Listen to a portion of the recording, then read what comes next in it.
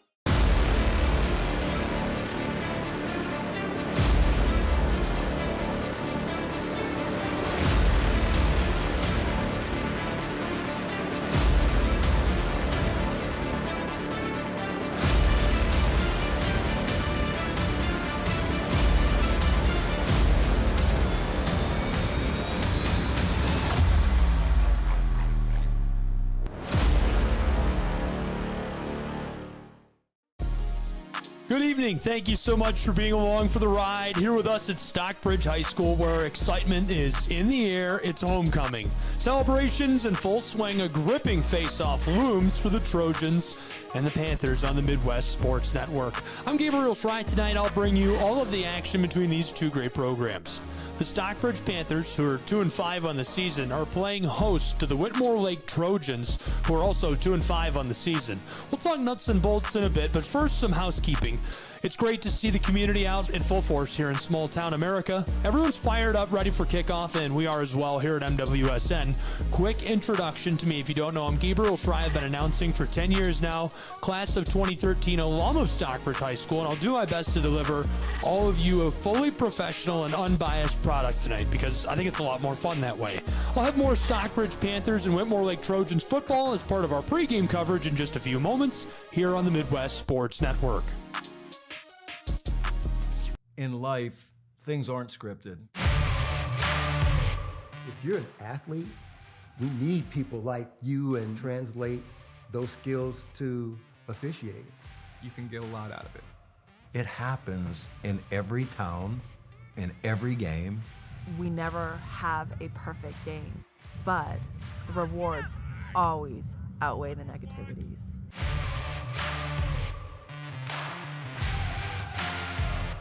My character, Shazam, knows all about growing up in a family full of teenage superheroes. They're bold. Where's everyone going? To fight crime? Okay. Adventurous. Shazam! There's never a dull moment. And no matter what happens, they'll always have your back. All they need is a place to grow and be themselves. And the best part is, you don't have to be a superhero to adopt a teen. Learn more about adopting a teen from foster care. Visit adoptuskids.org. You can't imagine the reward.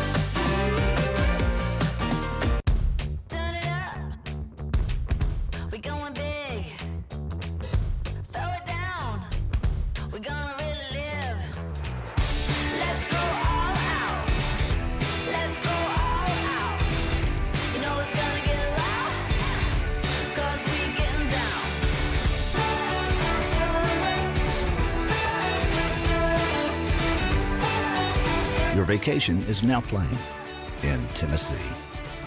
Hi, I'm Smokey Bear, and I made an assistant to help you prevent wildfires. Dude, I've got this. I've been camping since I was 5 years old. But I am a camping influencer. You know what? I'll bet you $5. Okay. Assistant Smokey, what is the best way to put out a campfire? To put out a campfire, drown with water, stir, drown again. Then make sure the fire is out cold by feeling with the back of your hand. Wait, really? I'll take the $5. Welcome back to our pregame coverage at Stockbridge High School. Excitement in the air. It's homecoming. Celebrations are in full swing for the Panthers. Thank you for being with us tonight on the Midwest Sports Network. I'm Gabriel Schrei, bringing you all of the action between these two great programs. Before we dive into pregame, game time predictions, stats, more as part of homecoming, I'd like to tell you a bit about the village of Stockbridge. The village of Stockbridge first settled in 1835, home to over just 1,200 residents. When the first settlers arrived in the area in 1835, Elijah Smith laid out a town site. Smith proposed the name Pekin for this new town. Before the plat was registered as Pekin, Silas Beebe bought out Elijah Smith at a cost of $25 an acre. Accounting for inflation, that would be the equivalent to just over $700 an acre today. He paid just $2,500 in 1835. Which would still only be $72,839 today. Mr. Beebe, along with Ira Wood, added 20 acres to the original 80-acre plat and registered it with the County Register of Deeds in 1843. The original village extended street on the north side to Rice Street on the south, and from Wood Street on the west to William Street on the east. The village was not formally incorporated by the state of Michigan until 1889. Beebe bought the town site because he felt the railroad was about to come through where we are now. Smith sold the town site because he knew the railroad wasn't about to come through. Smith turned out to be the one who was right, and his gamble paid off, as the railroad didn't arrive in the village of Stockbridge until 1883. The arrival of the railroad ushered in what became called the boom times for the village. The business district rapidly expanded, and Stockbridge became a commercial center for the area. Electricity came to the village in 1910. Electricity was originally only available in the business district, and even then, only in the evening. Gradually, residential customers were added, and 24-hour service became available by 1912. Natural gas came to Stockbridge in 1951, a full 40 years later. The first fire department in the area was a volunteer fire department organized in 1889, shortly after the burning of the hotel. This fire department was equipped with a two-man pump and hose which could throw water at fairly high pressure. Telephone service came to the village in the 1890s with the installation of a payphone in the W.E. Brown store on East Main Street. Expansion of the telephone service came slowly, and the Rural Telephone Company came into being in 1931, but the system didn't really become satisfactory until the early 1950s. I love it. So fun. That's the history of the village, all in the spirit of homecoming. The parade was great. The American Legion, the police department, homecoming court, third grade Panthers soccer, youth football, Stockbridge EMS, and fire, and so much more. Stay tuned. We'll be back, and I'll have some of the nuts and bolts of these two programs. It's almost game time here on the Midwest Sports Network.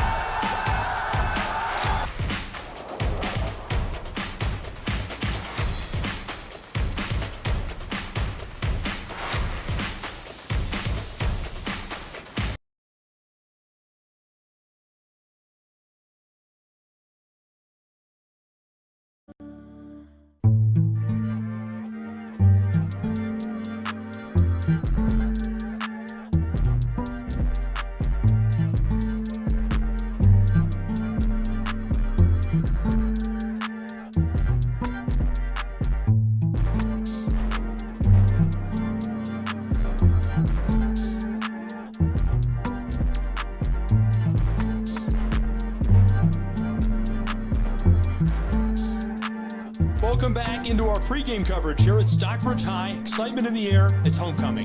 Celebrations are in full swing. Thank you for being with us on the Midwest Sports Network.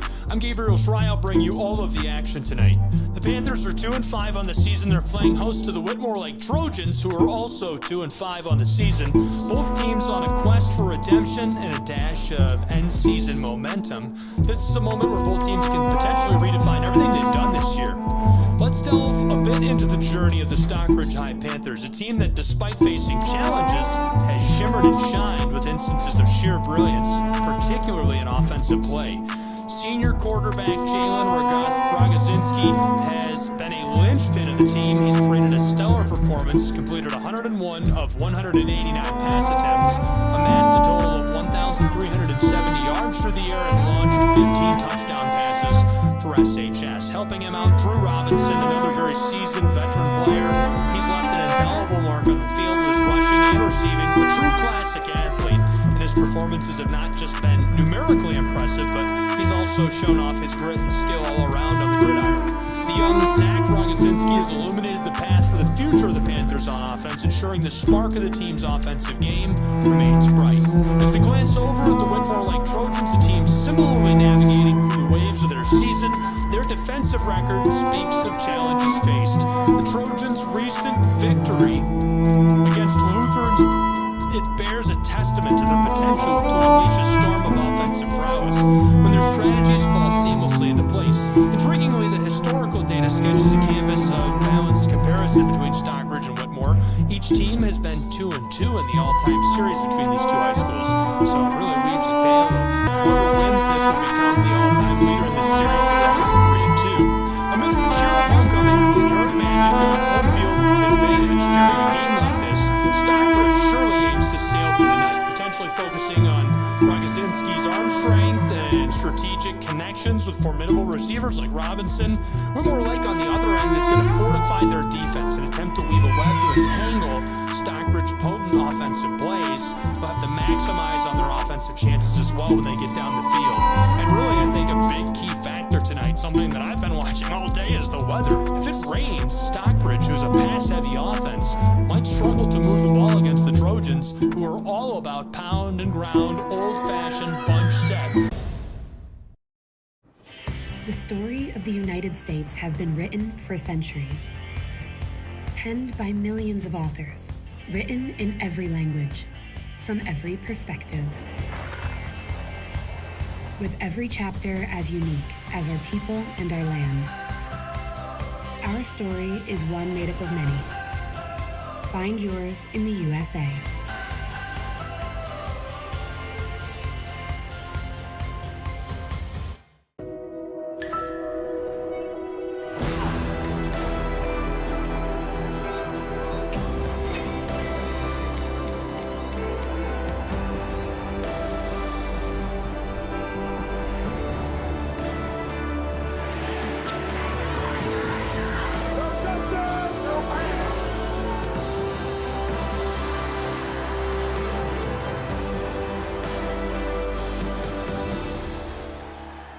I got involved in officiating volleyball 8 years after I played Division I in college. Saying yes to volleyball officiating will give you the privilege to be a part of one of the most exciting sports around. I'm a speaker, A builder. I coach. Culinary arts. Auditor. A firefighter. For anyone contemplating becoming a volleyball official, just go for it. Take the plunge. Open the door. Say yes to officiating.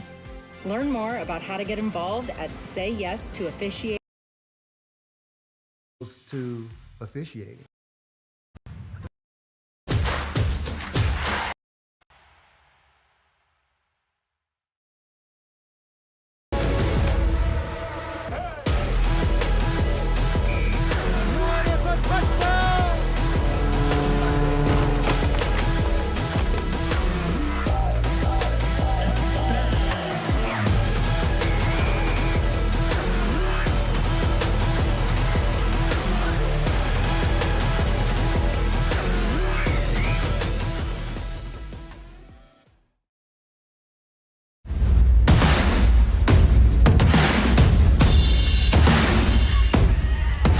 Welcome to Stockbridge, Michigan, home of the Panthers. High school football, we're underway here on the Midwest Sports Network.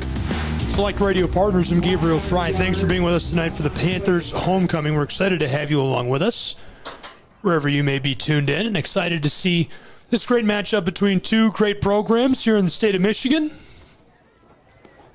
Stockbridge High Panthers, it's their homecoming, hosting the Whitmore Lake High School Trojans.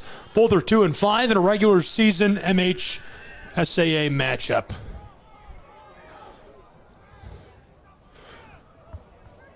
Panthers of Stockbridge High School on offense. Quarterback slings this far side. Robinson catches it on the check down, and he's tackled down for a big loss behind the line of scrimmage. Robinson can't escape. It's now 3rd and long. Panthers need just shy of 20 yards to move the chains.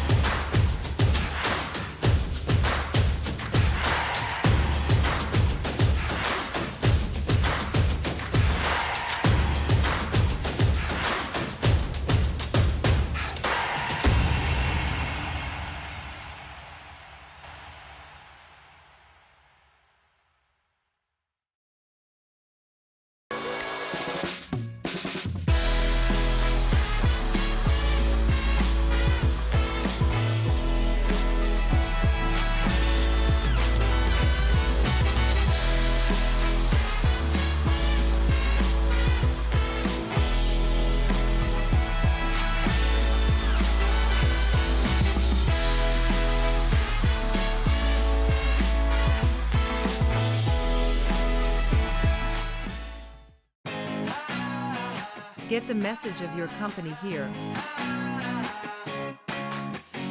And get your message here. All while supporting local student athletes. Reach out today to get started. Schrei Media. Find us at schreimedia.com. At the Salvation Army, a shelter isn't just a place to rest. It's a chance to shed layers, let loose, and finally let it go.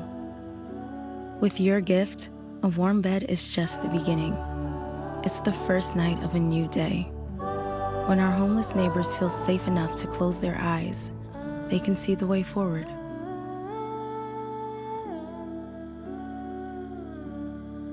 I got involved in officiating volleyball 8 years after I played Division I in college. Saying yes to volleyball officiating will give you the privilege to be a part of one of the most exciting sports around. I'm a speaker, Builder. I coach, Culinary arts. Auditor. A firefighter. For anyone contemplating becoming a volleyball official, just go for it. Take the plunge, open the door. say yes to officiating. Learn more about how to get involved at sayyes2officiating.com.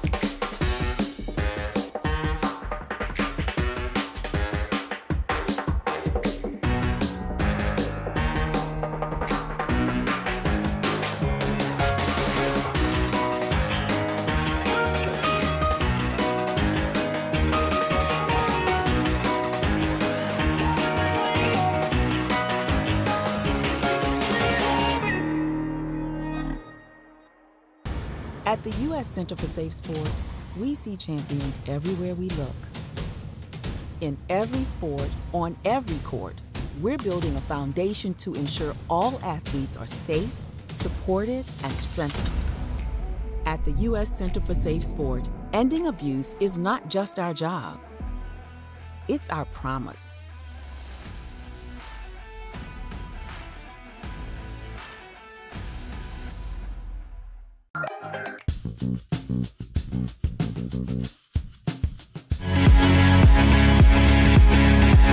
Welcome back here to Stockbridge, Michigan, home of the Panthers. It's their homecoming game, and right now the Trojans are driving on Stockbridge. First down for the Trojans. 1st and 10 for the Trojans of Whitmore Lake, and the rain has started to fall. A crucial advantage for Whitmore Lake High School. Stockbridge is much more efficiently offensive at passing the ball.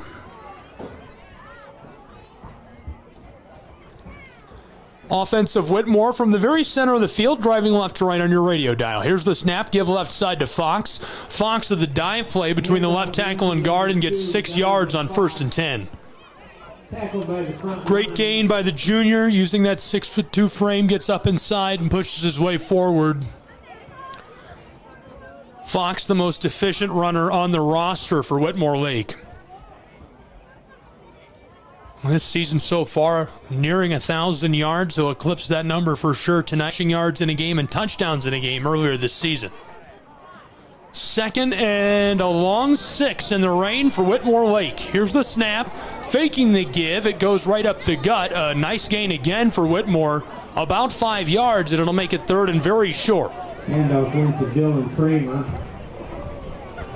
Football is now deep into the red zone as Whitmore is threatening to score on Stockbridge High School. And they'll need less than 2 yards to move the chains on the far hash marks.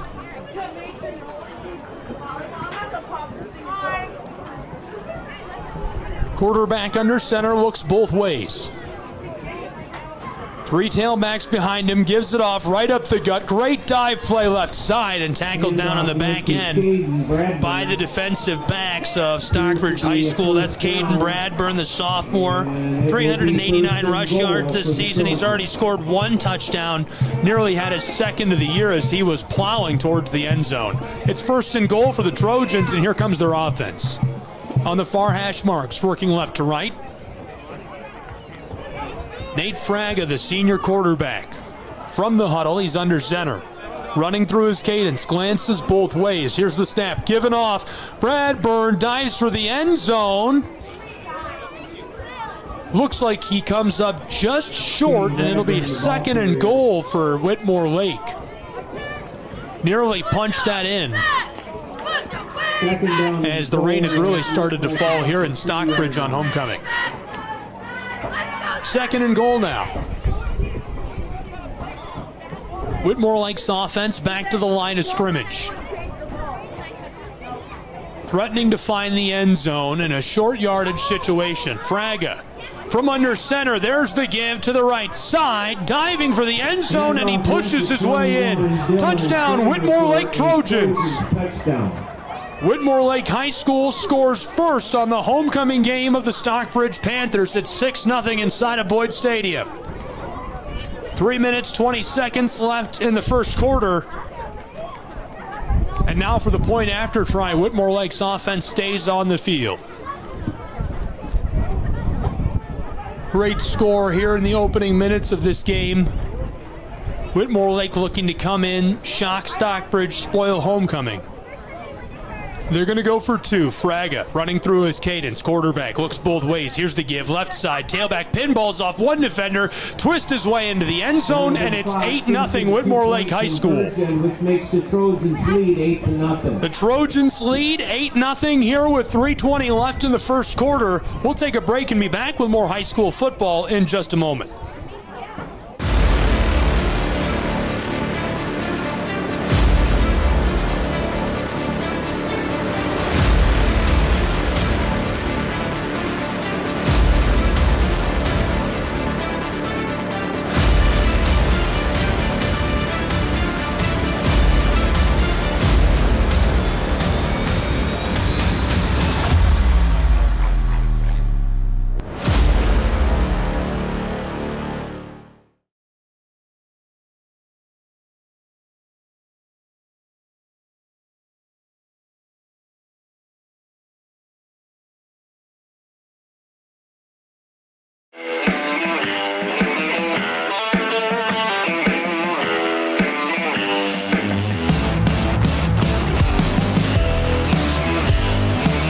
Welcome back to Stockbridge, Michigan here on our various network partners tonight. We appreciate you tuning in.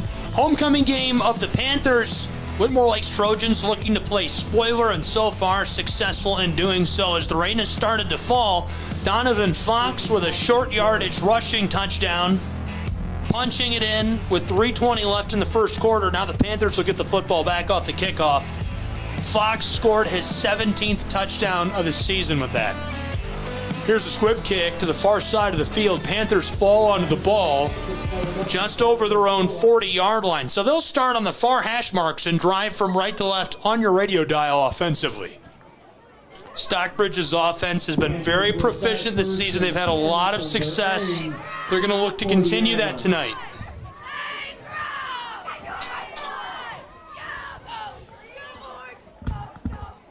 Rogozinski, the quarterback, the senior, leads the offense onto the field.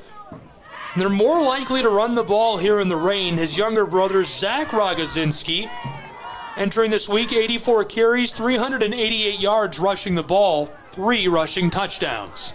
1st and 10 for Stockbridge High School. Their offense working from the far hash marks. Ball spotted at their own 40-yard line. Rogozinski, the quarterback, takes the snap from the shotgun, check down close side to Fletcher, who catches it at the 40, across the 45, pinballs off a defender, and tackled down at the 47-yard line of the Panthers of Stockbridge High School. On first down, they get 7 yards offensively. They go from the far hash mark to the close hash mark. Panthers offense very proficient this season, averaging nearly 300 yards per game on offense, as well as 24 points per game. 2nd down and 3. Panthers offense, Rogozinski, Jalen rolling out. He's in trouble and goes down, sacked here in the rain inside of Boyd Stadium. Rogozinski just can't escape the defensive lineman. Josh Militello, the junior, uses his size to get through the offensive line, get hands onto the quarterback, hangs on and drags him down here on the wet field. And the rain continues to fall. It's going to be a big factor in how this shakes out tonight. 8-0 right now. Trojans of Whitmore Lake with a lead here at Boyd Stadium. 3rd down and long for Stockbridge High School. They got 7 yards on first down, had them all wiped away +1. They need 11 yards to move the chains from their own 39-yard line. Rogozinski, he's in danger, running with the ball. He fumbles it and falls on it to the 40. It's still loose. I think Whitmore Lake fell onto the football. Trojans say they have it, and they do.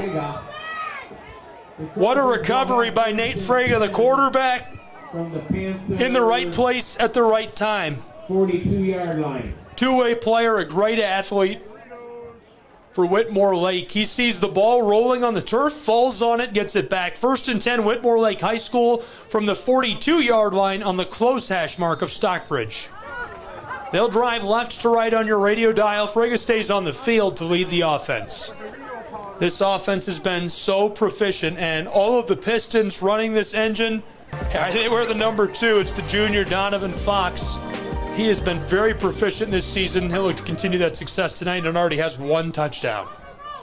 1st and 10. Here's the give to Fox, who goes right up the gut. He gets 4 yards, maybe 5, as he's tackled down at the 38-yard line of Stockbridge. Let's take a moment, see if we can sneak it in and meet the offense tonight of the Trojans of Whitmore Lake. Up front, it's Scott, Brett, Kurth, Senkler, Militello, and Hollister all blocking. Tight ends are Fair and Ellinger. The quarterback, Nate Fraga, who just recovered that fumble. Receivers are Carlson, Boff, and the running backs, Bradford, Fox, and we may see Dylan Kramer get a carry or 2 as well. 2nd and about 6 now. Whitmore Lake with the football, driving from left to right. Here's the snap, give it off far side, and a nice carry, a gain of about 4 yards. It makes it 3rd and manageable. The football to the 35-yard line of Stockbridge near the far hash mark. Carry by Caden Bradburn, the sophomore. Coming into tonight, he had just over 400 yards receiving and rushing combined. Just a couple of catches, a lot of touches of the ball. 3rd down and about 3 from the 35-yard line of Stockbridge. Whitmore Lake working with the football. Fraga under center. He's got 3 tailbacks deep. That big power formation the Trojans love. Here's the give. Close side. And the tailback gets up through there, getting good blocking from the right side of the offensive line. He'll move the chains, and it's 1st and 10 now for Whitmore Lake. Very close. We'll see what the man with white hat says. 1st down. Referee moves the chains at the 32-yard line of Stockbridge. We'll take just a moment and get to know the defense of the Stockbridge Panthers, and we're going to start up front with the big guys as we make our way into the 2nd quarter. Up front, it's Pybus, Salier, McConnell, and Rogozinski. Killinger, Fletcher, and Royal are the linebackers, and on the back it's Rochow, Monahan, Muzzin, and Robinson, all playing as defensive backs. Well, after 1 quarter here in Stockbridge, Michigan, it's 8-0. The Trojans of Whitmore Lake in the driver's seat, scoring the only touchdown so far tonight. Donovan Fox, the junior, took it into the end zone, and they have the ball back after a fumble recovered. Rogozinski just couldn't hang on to it in the rain. Dropped it onto the turf. Fraga fell onto it, and the quarterback got his offense right back on the field. So they'll switch sides of the field as we enter the 2nd quarter. 12 minutes back on the clock in Stockbridge. Thank you for tuning in and being with us, and a big thanks to all of our radio partners for tuning in.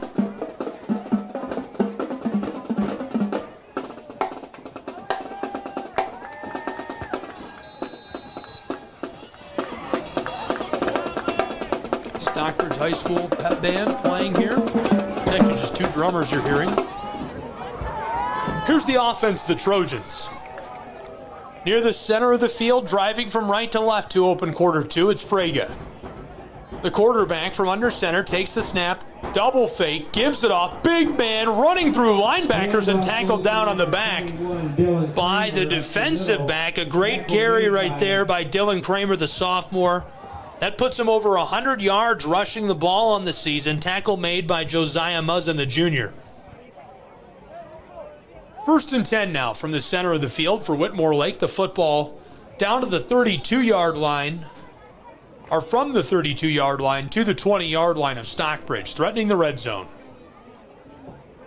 Whitmore Lake High School, that same formation, the 3-back look that they love. almost every play they run out of this exact formation. 2 tight ends up front.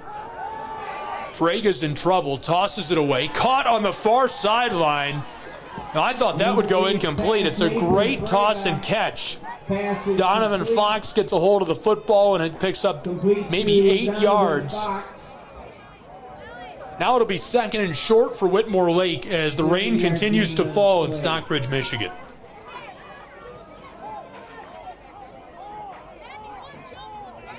From the far hash marks, driving right to left, Whitmore Lake High School, leading 8-0, 60 seconds gone in the second quarter.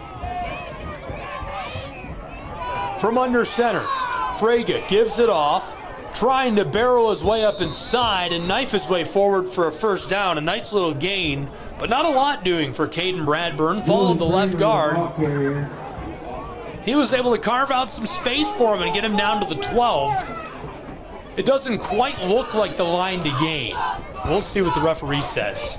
3rd down and 1 for the Trojans.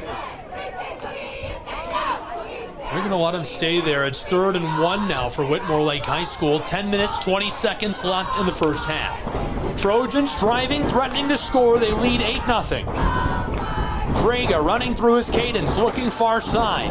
Frega, there's the snap, gives it off. Donovan Fox running through a defender.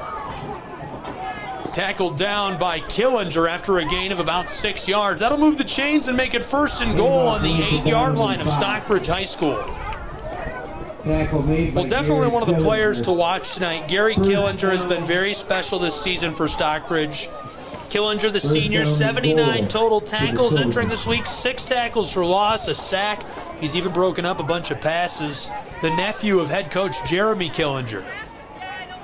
Football near the center of the field. 1st and goal for Whitmore Lake. Frega gives it off right up the gut, barreling his way forward inside of the 5. And now it's 2nd and goal. Great blocking by the interior of the offensive line for Whitmore Lake. And great running by Caden Bradburn, the sophomore, pumping his legs. He's running with determination tonight in the rain. Really relishing the role of spoiler on the road on homecoming for Stockbridge. They're trying to keep the Trojans out of the end zone as they're threatening 2nd and goal from inside of their 5-yard line. Just over 9 minutes left in the first half. It's 8-0 Whitmore Lake. Here's their offense running through his cadence. It's Frega at the line of scrimmage. Quarterback Frega takes the snap, handoff right side, following the right guard and tackle, trying to drive his way into the end zone, just shy. Big carry by Dylan Kramer, the sophomore, nosing his way up inside, and it looks like it'll be 3rd and goal from the 1-yard line as Stockbridge High School will take a timeout. So we'll take a timeout along with the Panthers of Stockbridge.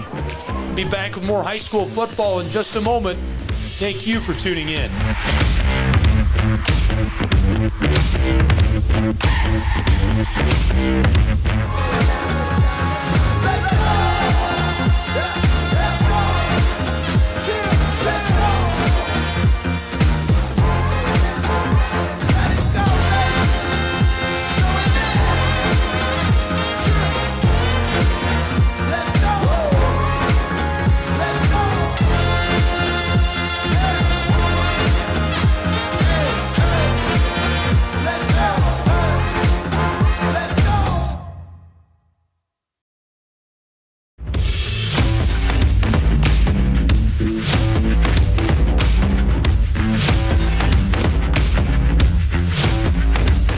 Welcome back to Boyd Stadium. Here in the rain, Whitmore Lake High School in possession of the football. It's end goal from just outside of the line. They're on the 1 to score, and they lead 8-0.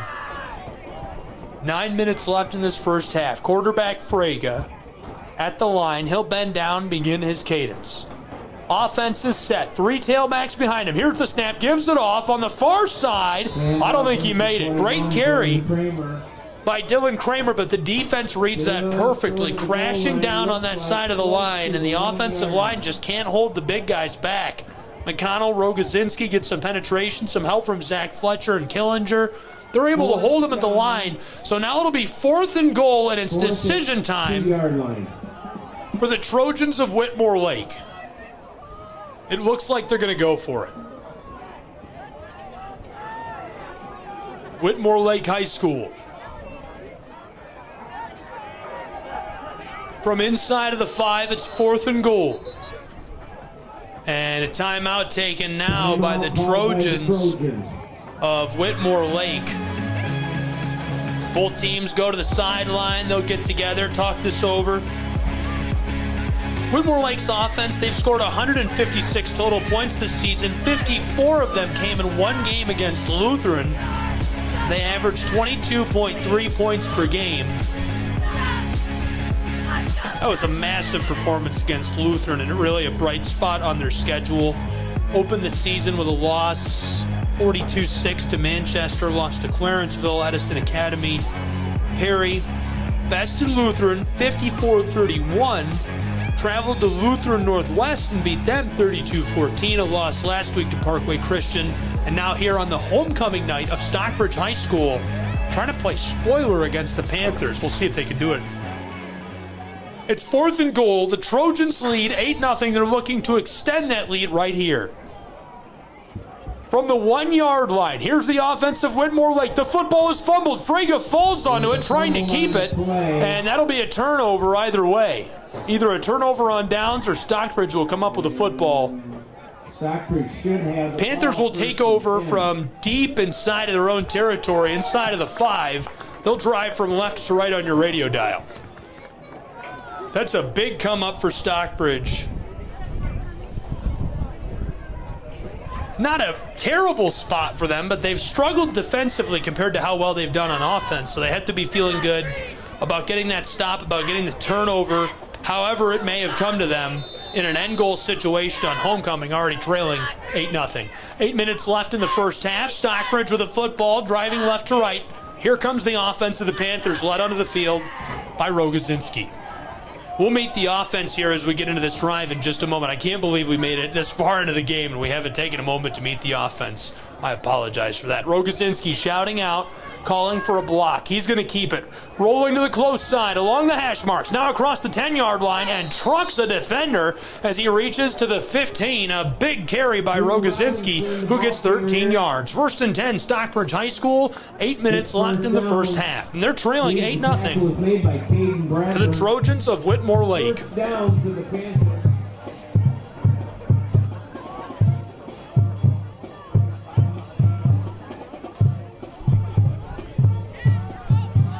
Big thanks to everybody who has joined us tonight, wherever you may be tuned in. NFHS Network viewers now along with us here. And a huge thanks to Michael, who's in Atlanta, Georgia, that got the audio sorted out for us without even being here in person from Play On Sports. Thank you, Michael. 1st and 10, Stockbridge Panthers right up the gut this time. Still driving across the 20-yard line and going to be stopped on forward progress at the 21. Gain of about 5, maybe 6 yards on first down for Stockbridge. Battling through the rain. That's the storyline tonight. If you ask me, if I had to write something down and say that's what I think the story of this game is, Stockbridge has averaged just shy of 200 yards per game passing the football. It's raining. It's much harder to pass the football at the high school level. We're not talking about NFL athletes. These guys have to run the football and run it well tonight. 2nd and 4 for Stockbridge.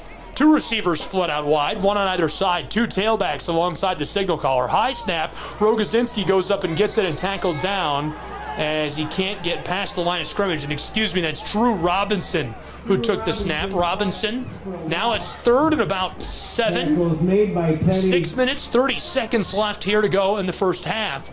8-0 Whitmore Lake High School. 3rd down from the close hash marks, driving left to right. It's the Panthers of Stockbridge High School with a football. They trail 8-0.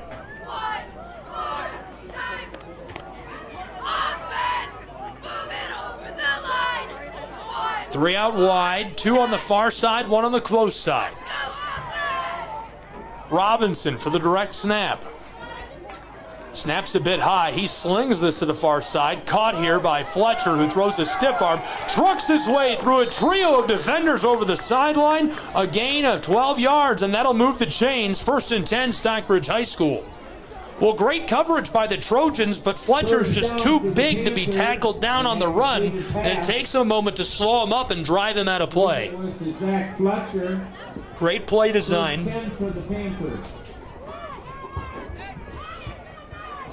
Play design has been key to this point for both teams. Whitmore Lake just seemingly unstoppable the way they move the football, that power formation school football, but it works so well. 1st and 10. Panthers on, and the signal caller runs a spin move before he takes a shot. 1 yard beyond the line of scrimmage. Nice gain here by Drew Robinson. He gets one. It's 2nd and 9. Well, we'll take just a second. We'll meet the offense of Stockbridge High School. Up front, it's Pybus, Lovall, Gross, Killinger, and Sally are all blocking, clearing the way. The tight end, Zach Fletcher, playing along with him, Walker. Drew Robinson at receiver, Rochow, the other receiver, Bella, and Henderson also catch a lot of passes. Rogozinski is the quarterback, but right now Robinson has been taking the direct snap for Stockbridge High School out of the shotgun. Here it is again. This time it's a handoff to the close side. A lot of room. Panthers man across the 40. That'll move the chains and more as he gets 12 yards. 1st and 10, Stockbridge High School as they cross the 42-yard line. Great play by Rogozinski. Zach Rogozinski, the younger brother, the junior, 5'11", 185 pounds, and quick as can be. That's his 86th rush play of the season where he's touched the football. Now over 400 yards rushing. Queens to your cars, please. 1st and 10, Stockbridge High School. The offense on the close hash marks, driving from left to right. Football is on their own 41-yard line. Here's the snap. The give by Robinson, far side. Panthers man gets to the line of scrimmage. Not much more. Maybe got a yard. That's Zach Rogozinski again. Tackle was made by Alex. He's totaled over 600 yards this season. He's got 100 more yards through the air receiving with the football. Really has just had a special season. We'll take just a second and get to know the defense. Still can't believe we're meeting these guys in the second quarter.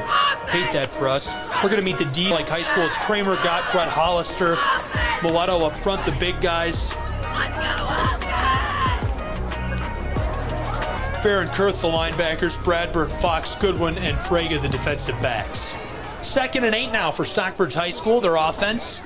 High snap, gathered up, rolling close side. Danger here for the quarterback who throws it away. That'll be incomplete and a flag thrown as he comes to his feet. Head coach of Stockbridge High School, Jeremy Killinger. He's been spearheading the way for the Panthers since he took the reins in May of 2002. Since 2017, he's also served as the head coach of the girls' soccer program. Jeremy Killinger, a great guy. Stockbridge High School football. A lot of people, I think, in the Stockbridge community don't know this. It's a family affair. Kim Killinger actually washes the jerseys of the players. Sometimes they do them here at the school. Most of the time they take them back to their house. She washes them at their house herself by hand. And she's also down on the sideline right now in the driving rain keeping stats for the football team. Very involved. His oldest daughter is running the end zone cam, and his other daughter is here in the stands as well. Former standout soccer players, played at Spring Arbor University. Love the Killinger family. Jeremy's a great guy. 3rd and long. Stockbridge High School, big 3rd down here with 3 minutes, 16 seconds left in the first half. Here's the snap. Quarterback, he's going to sling this deep left side, and it sails incomplete. A great look for Jalen Rogozinski, the senior, just overthrew his intended target. Chances you want to see an offense taking in a game like this. It's raining, it's homecoming. They're trailing 8-0 with 3 minutes left in the first half. That's a great risk, a great route, and a great look. 4th down and 13 for the Panthers. You can hear the longtime public address announcer of Stockbridge High School there, Gordy. 4th and long for SHS. The Trojans looking to close the door on this drive as they'll take the punt. Panthers punter Fletcher sends this away. Nice touch and gathered efficiently at the 34. Trojans man can't escape as he's tackled down by Brock Rochow. So this drive will start back just over the 30-yard line of the Trojans. They'll drive from right to left on your radio dial. 3 minutes left in the first half, and they have an 8-point lead. They're looking to bolster that with a late score here. 30 2-yard line. We'll see if they run the 2-minute drill, how they handle this situation. Really great athletes on this team. The guy who just made 180-pounder, Brock Rochow, he's a 4.0 GPA student, 170 yards receiving of the football, 3 touchdowns this season. His dad's the president of Consumers Energy. Here's the give far side, the flag right away. Whistle was blown. Flag on the play. Penalty So they'll march the Trojans back, penalized right away. First play of the drive, they'll lose 5 and repeat that down. Just moved too early.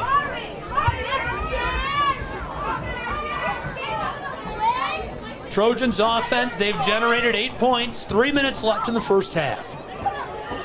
Cold, rainy night here in Stockbridge, Michigan. Panthers and Trojans, both 2-5 in MHSAA play, the late stages of the Michigan high school football season. Here's the snap. Oh, a pass over the middle. Fragus, man, tipped it, nearly caught the ball, and it's swatted away by the Panthers. Drew Robinson, I think, made the play defensively. Ellinger was the intended target, and the senior would have put him over 30 receiving yards on the season. He's got a couple of catches already. He tipped that and nearly tipped it to himself. It went straight up a couple feet, got his hand back on it, but he was in traffic, and when he took the shot, just couldn't hang on to the ball. Great look by Frege, got it right in there in that tight window. So now it'll be 2nd and long, 15 yards needed to move the chains. They've only burned about 10 seconds of this drive. Trojans, here's the pitch back to Fox. He's got a lot of room. Far side, along the sideline, across the 35, near the 40, he's going to go out. And the Panthers defense does a good job, takes good angles, chases him down. They know how dangerous he is, and with it being rainy here at Boyd Stadium, that grass is going to be slick. He's going to have a lot of chances to create space, cut up field, and break away. And one touchdown like that could put this game a little higher on the shelf. 3rd and about 6 now for the Trojans of Whitmore in the first half.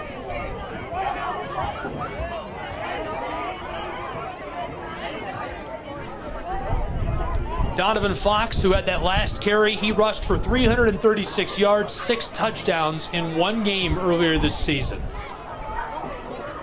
3rd and about 6 for the Trojans. Frege takes the snap, fakes the give. There's Fox, far side, across the 40. Now the midfield stripe, he's free. The opposing 40, the 30 being chased down from behind, takes a shove, and he stumbles at the 10-yard line. A big run and a big chunk of yardage for Donovan Fox. What a play by the junior, one of his long runs of the season. He's nearing his yardage per game average already. 2 minutes, 36 seconds left in this first half as Fox takes the offense of the Trojans over the midfield stripe on a gain of about 50 yards inside of the 10.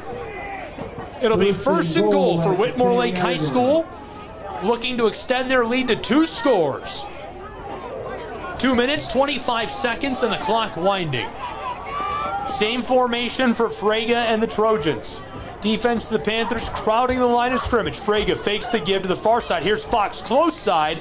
He's wrapped and dropped. A vicious tackle there by Rogozinski. Younger brother Zach Rogozinski makes the tackle, gets a hold of him, just hangs on, and he can't escape. That makes it 2nd and goal. A nice gain of about 3 yards for Fox. Under 2 minutes left to go in this first half.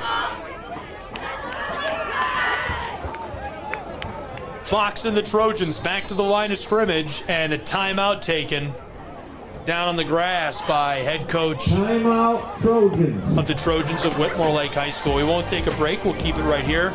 We'll talk about who the head coach of the Trojans is. Had a great time talking to Brian Bourne this week. Makes a habit of helping people during the day. Sells and personally delivers medical equipment, heart-saving, life-saving equipment to area hospitals. Really enjoyed talking to him. Great guy. Great program over at Whitmore Lake High School. We've had a fun history, fun rivalry with the Trojans between the Panthers, and been a great couple of years. So excited to see them visiting here on homecoming, and excited to see how this one turns out. 1 minute, 50 seconds left to go in this first quarter. I think I have a special, second quarter, excuse me, first half, I think I've got a special guest here in the booth, I believe. I don't know because I haven't met him myself yet.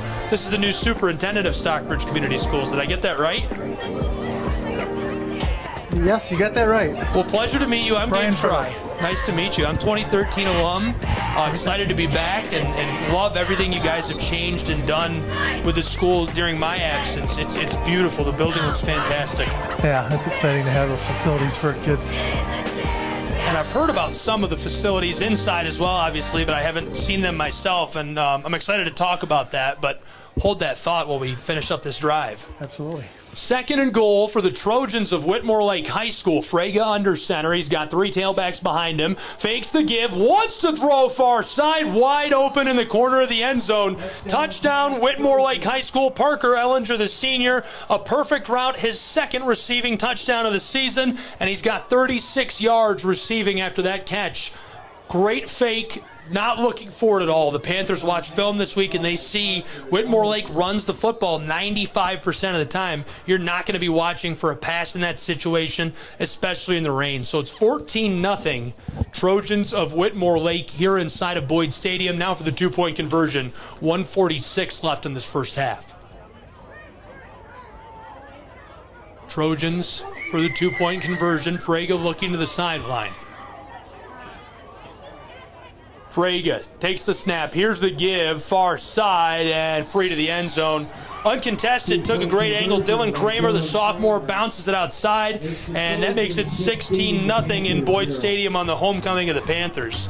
Well, I'm not excited about that, but I'm excited that you're here with me, and we can talk about the district and some of the great things going on.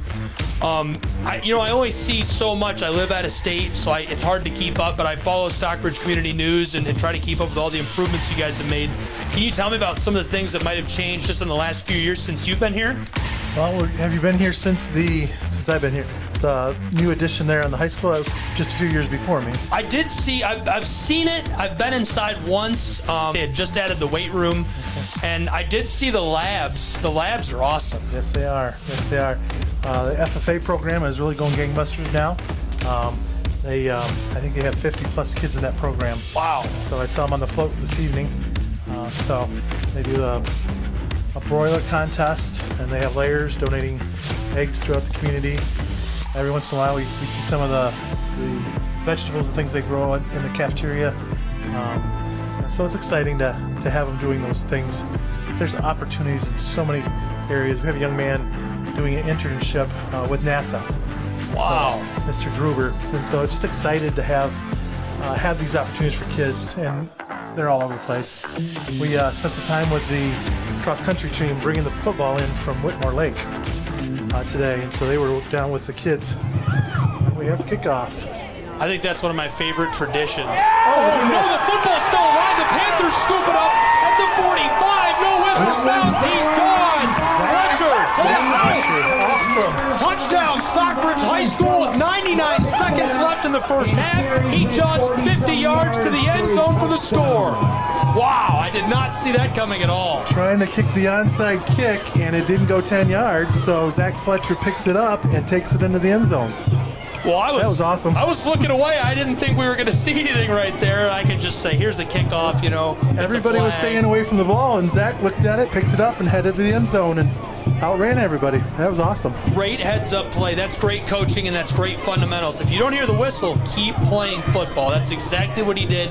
Everybody else on the field had stopped. All 21 guys, he grabs the football and jaunts all the way to the end zone for the score. That was an awesome play. So the Panthers cut the lead of the Trojans from 16 to 10 for the moment, and they're going to go for 2 here. Stockbridge High School's offense on the field for the PAT. Rogozinski in the shotgun, tailback alongside him to his left. Rogozinski wants to throw. Danger! Nearly loses the football. Stays on his feet. Slings it for the back corner of the end zone. It's incomplete. And so the Trojans will maintain a 10-point lead with 99 seconds left in the first half. Well, there's some action I didn't see coming at all. There's some excitement before halftime. That's what we needed. So a little job by... We'll probably never see a play like that ever again. Zach Fletcher right there. Fletcher, yeah. I think awesome that was 46. I said 50 yards after he scored. I think it was 46 yards. To be exact, I'd have to check the tape on that one, but that's amazing. That was a great play, great scoop and score. You don't see that a lot anymore, and guys really are taught to hang on to the football. Even at the high school level, they really emphasize it now. Turnovers are such a big part of the game, and on a kickoff like that, to get a free score, big time stuff right before the half. I think that kickoff went a little higher than it did as far as distance, and Zach was on it and grabbed it and took it in. Well, I love the football program here at Stockbridge High School, and I think that there's a lot of challenges, not to get too, I don't want to bring the mood down, but there's a lot of challenges for high school football in the Midwest districts are set up as far as participation goes. Stockbridge appears to be one of the only schools in the area, especially this size, that still has the participation to have a JV program. Do you think that's going to be an advantage going forward? Is that something that's a focus to see these kids still have a JV program to participate in, or is that not necessarily that important in your mind? Well, it's very important. There's a lot of kids participating, varsity level JV and down into the middle school. So this is going to be a strong program for years to come with that type of participation. So that's one thing we're trying to do across the school is provide opportunities for engagement for kids. And so letting all students find a niche. We just approved a esports program, and so that's a niche of kids that may not be engaged in other things. And so it was nice. The first meeting that Mr. Douglas, the assistant principal, did had some kids that you just never saw together before. Absolutely. And so another niche for kids, and the various. I was talking with the kids on the horses for the equine program, and so it was wonderful to see them ride in the parade tonight as well. So. Well, that's exciting to hear about the esports program. I really believe in that, and I think that's a great way to engage guys that might not, and gals that might not have something else to participate in like that. Yeah. Our goal is to get them in as many things as possible. I think that helps with screen time. We can build some of those other skills and qualities into kids when they're participating in different groups, and so we're excited about those opportunities. Here's the Trojans offense. It's 1st and 10 from their own 33-yard line. 93 seconds left in the first half. They'll have to go a long way here in the 2-minute drill if they want to extend their lead back over 10 points.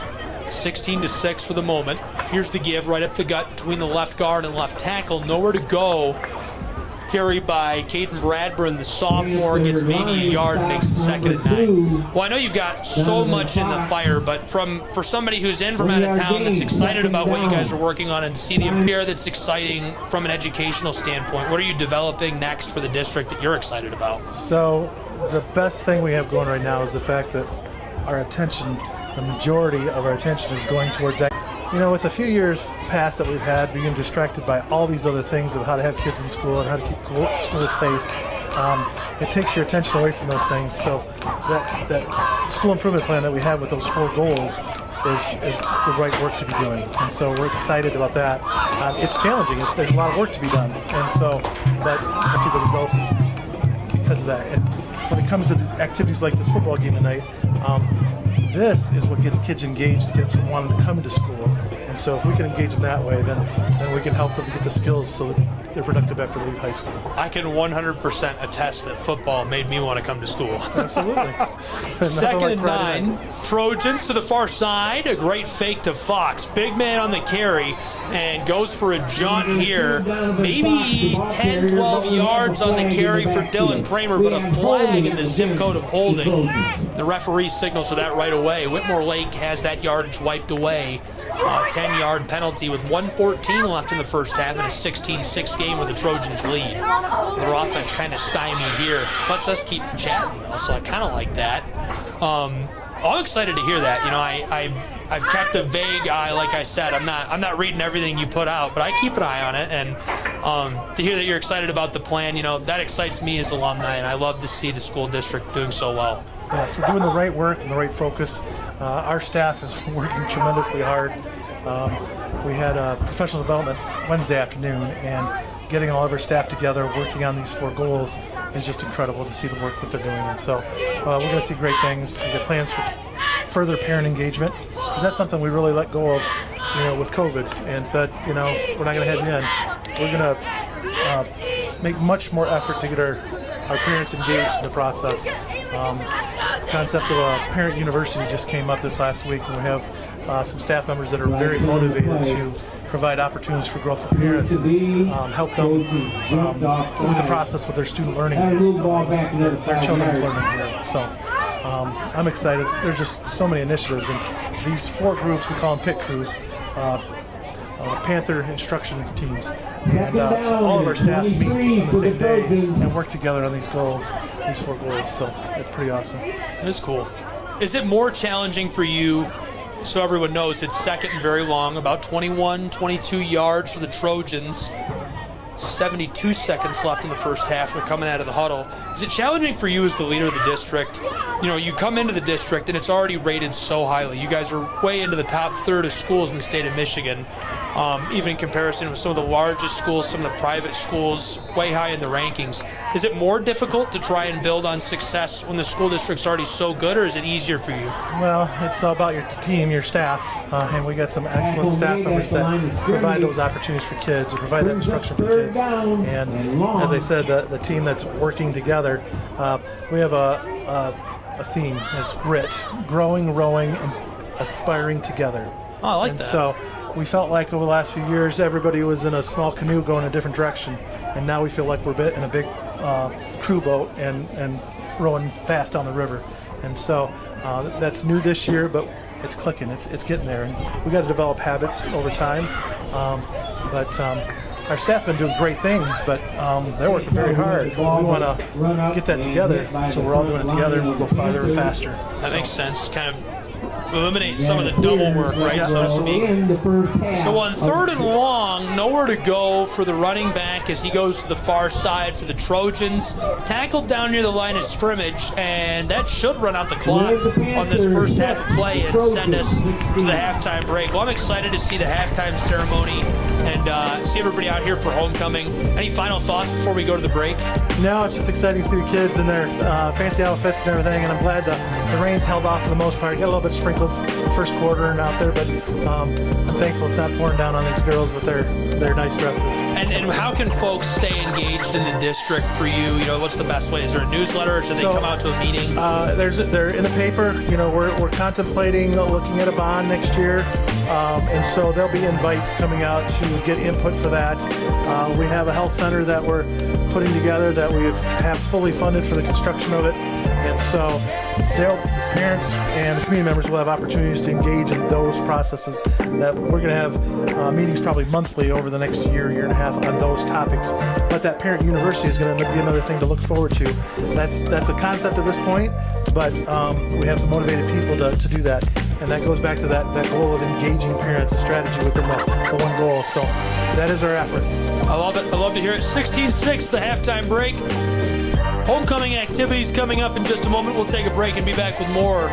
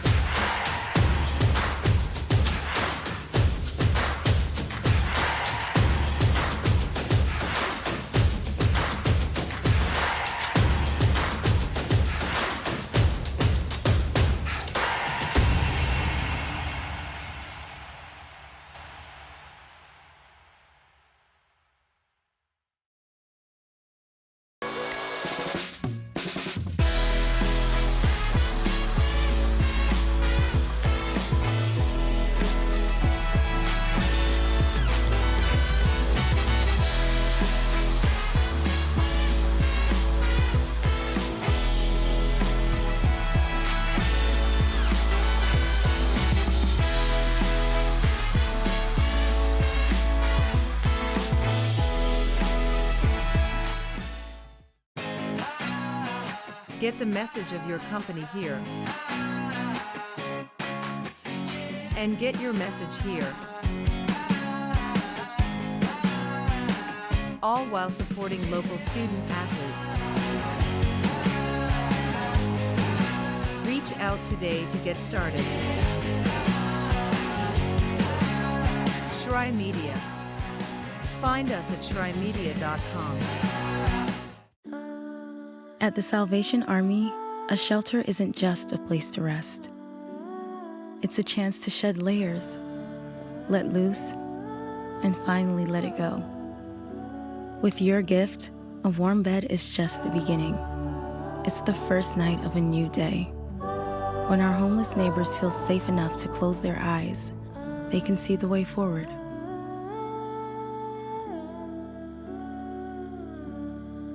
I got involved in officiating volleyball. Grace is a member of the National Society. Welcome back. We're going to go ahead and take the halftime programming and the homecoming ceremony. We'll take the audio of that via the NFHS network. You also have a video feed. I'm not sure what the camera will be showing you, but I'm going to give you the public address announcer as he delivers the reads to the audience here. Hayden is the senior class vice president and is also a member of the student council. Along with playing on the varsity soccer team for the past 3 years, Hayden is also part of Mr. Richards' advanced STEM class that aims to inspire, engage, and educate. She is involved in the school improvement leadership team. Hayden received a certificate of congressional recognition from U.S. Senator Debbie Stabenow for participating in NASA's Human Exploration Rover Challenge. Hayden plans to attend Eckerd College in St. Petersburg, Florida to study marine biology. Her parents are Kimberly and Justin Carpenter. Our third senior queen is Macy Sipta, escorted by Keegan Collins. Macy is the co-editor-in-chief for our school newspaper Uncaged Awards for her journalism work. Macy has served 2 years in student council and is a member of the school's and is on our school's varsity softball team, where she was named all-conference honorable mention for last spring. She has also received academic awards for 9th grade creative writing and journalism and is involved in NHS. Macy plans to attend Saginaw Valley State University or Central Michigan University to pursue a degree in elementary education. Her parents are Joe Sipta and Mickey Chilison. Our next senior queen is Madeline Dalton, escorted by Cameron Lovell. Maddie is the captain of the varsity volleyball and basketball teams. She holds the season and career school records and assists for the varsity volleyball team. She was honorable mention all-conference her junior year of basketball. Maddie is tied for the top of the class with a 4.0 GPA. She is in the work-based learning program through the school. Maddie is undecided on what plans she has for her future. She is considering taking courses for photography and business management in hopes of owning her own business. Maddie's parents are Mike and Leah Dalton. Our next senior queen is Olivia Horde, escorted by Zane Witt. Olivia serves in many different roles in our school. Olivia is co-editor-in-chief of our school's newspaper, Uncaged, where she has received Scholastic Press Association Award, executive officer in the student council, NHS secretary, and the senior class secretary. Olivia is the captain of our sideline cheer team and our competitive cheerleading team. She received the Black second team all-conference honors last year in competitive cheer. Olivia also competes on our school's Quiz Bowl team. Next fall, Olivia is going to Eastern Michigan University to major in secondary education with the goal of becoming a high school English teacher. Her parents are Liz and Rick Castleberry and Jacob and Daniel Horton. Our next senior queen is Grace Robidoux, escorted by Jolie Bella. Gracie is our school's basketball, volleyball, and track team. She has received all-state awards from MHSAA in 300-meter hurdles and in the long jump. Gracie's basketball and track teams have both finished first in the conference and received an award for all attends the Wilson Talent Center for graduates. She plans on earning her nursing degree at LCC, specializing in pediatrics and oncology care. Eventually, Gracie plans to work her way up into surgery. Her parents are Amber and Jacob Robidoux. Our final queen is Melanie Sadkowiak, escorted by Drew Robinson. Melanie is part of the school improvement leadership team and is the student representative for the school board. She is also a reporter for the Uncaged newspaper. Melanie has been playing on our school softball team for her entire high school career and plans to play again this spring. She has received awards for pre-calculus and physics in addition to receiving her varsity letter. Melanie plans to attend LCC and Grand Valley State University to receive a degree in psychology. Her parents are Colleen and Jason Sakoyak. And now, last year's 2022 homecoming queen was Thalia Sayre. She heads out to midfield, escorted by her sister Melina Sayre. Thalia is currently working at Henry Ford Allegiance Hospital as a diet aide. In the future, she is looking forward to taking classes. In her free time, Thalia enjoys listening to music, walking trails with her dog, chilling with her chickens, and hanging out with her favorite cousin, Brendan Cordero. Thalia's parents are Josie Medina and Fred Sayre.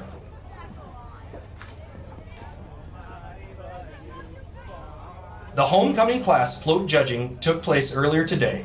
This year's theme was decades. Fourth place equals the sophomores. Third place goes to the freshmen.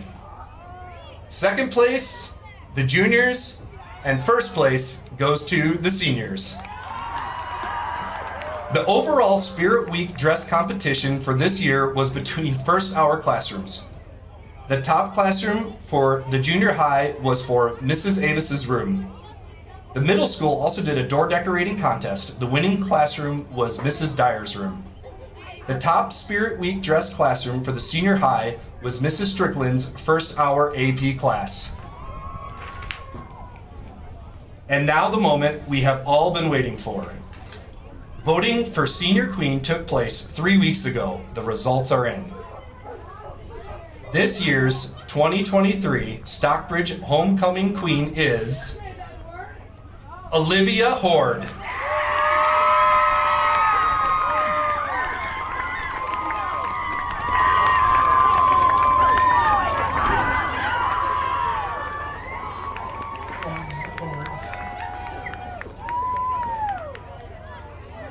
Congratulations, Olivia.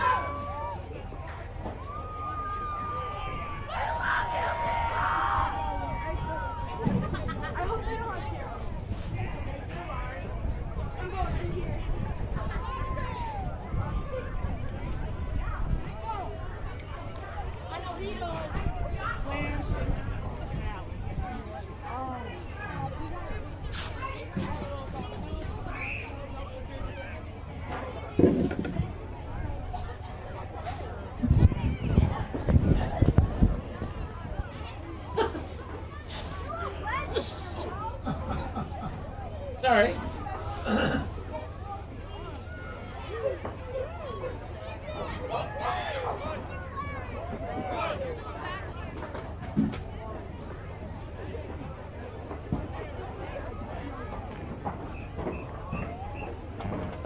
More time for your 2023 Stockbridge Homecoming Queen, Olivia Horde, and the entire homecoming court.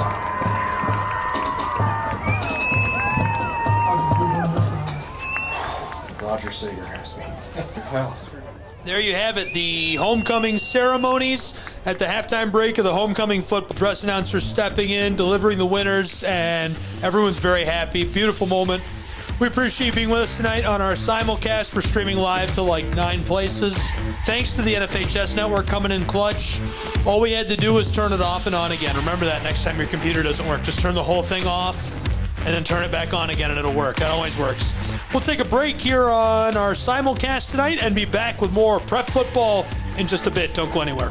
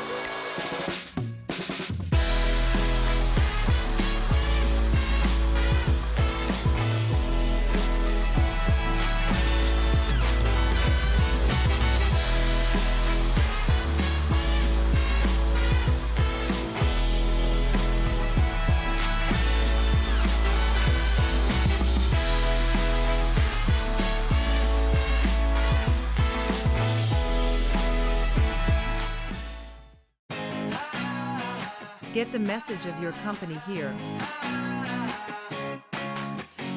And get your message here. All while supporting local student athletes. Reach out today to get started. Shry Media. Find us at shrymedia.com. At the Salvation Army, a shelter isn't just a place to rest. It's a chance to shed layers, let loose, and finally let it go. With your gift, a warm bed is just the beginning. It's the first night of a new day. When our homeless neighbors feel safe enough to close their eyes, they can see the way forward.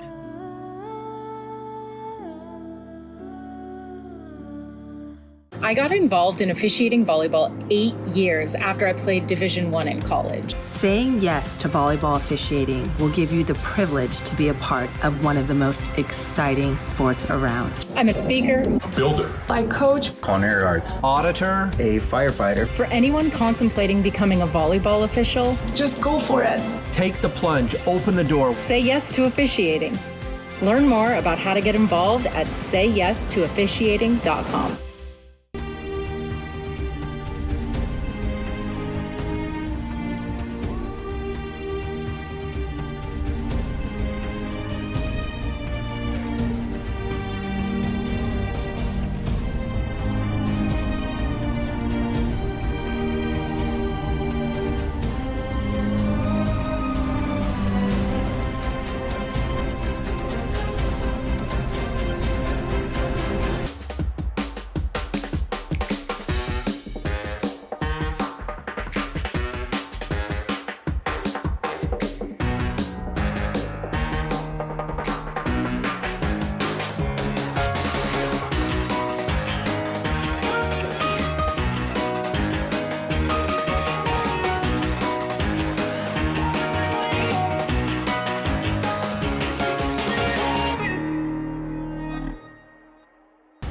At the U.S. Center for Safe Sport, we see champions everywhere we look.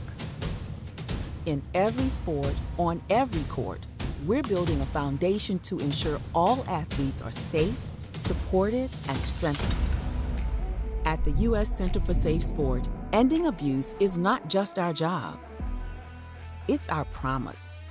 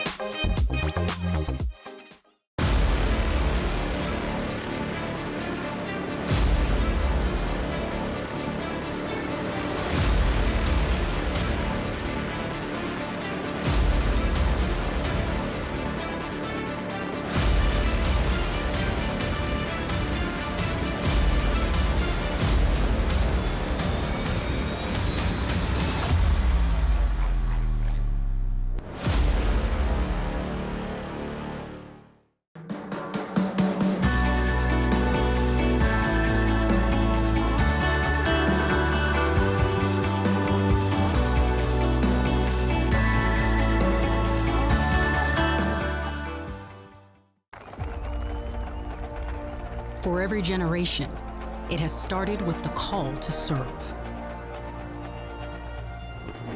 Discovering the purpose and the belonging earned with the title.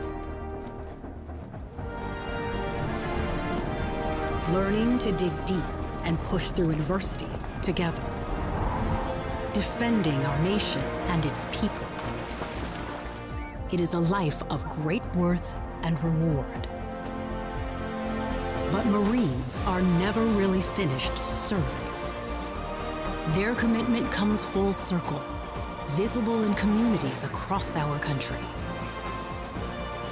This is Semper Fidelis, always faithful, always Marine, marking a path for the next generation.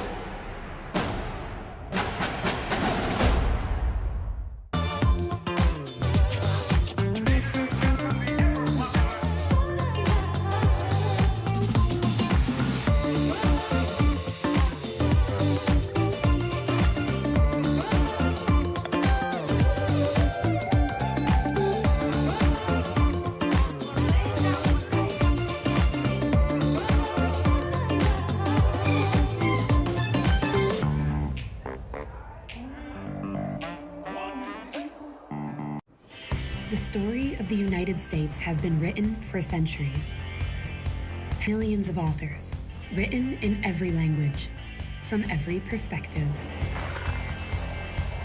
With every chapter as unique as our people and our land. Our story is one made up of many. Find yours in the USA.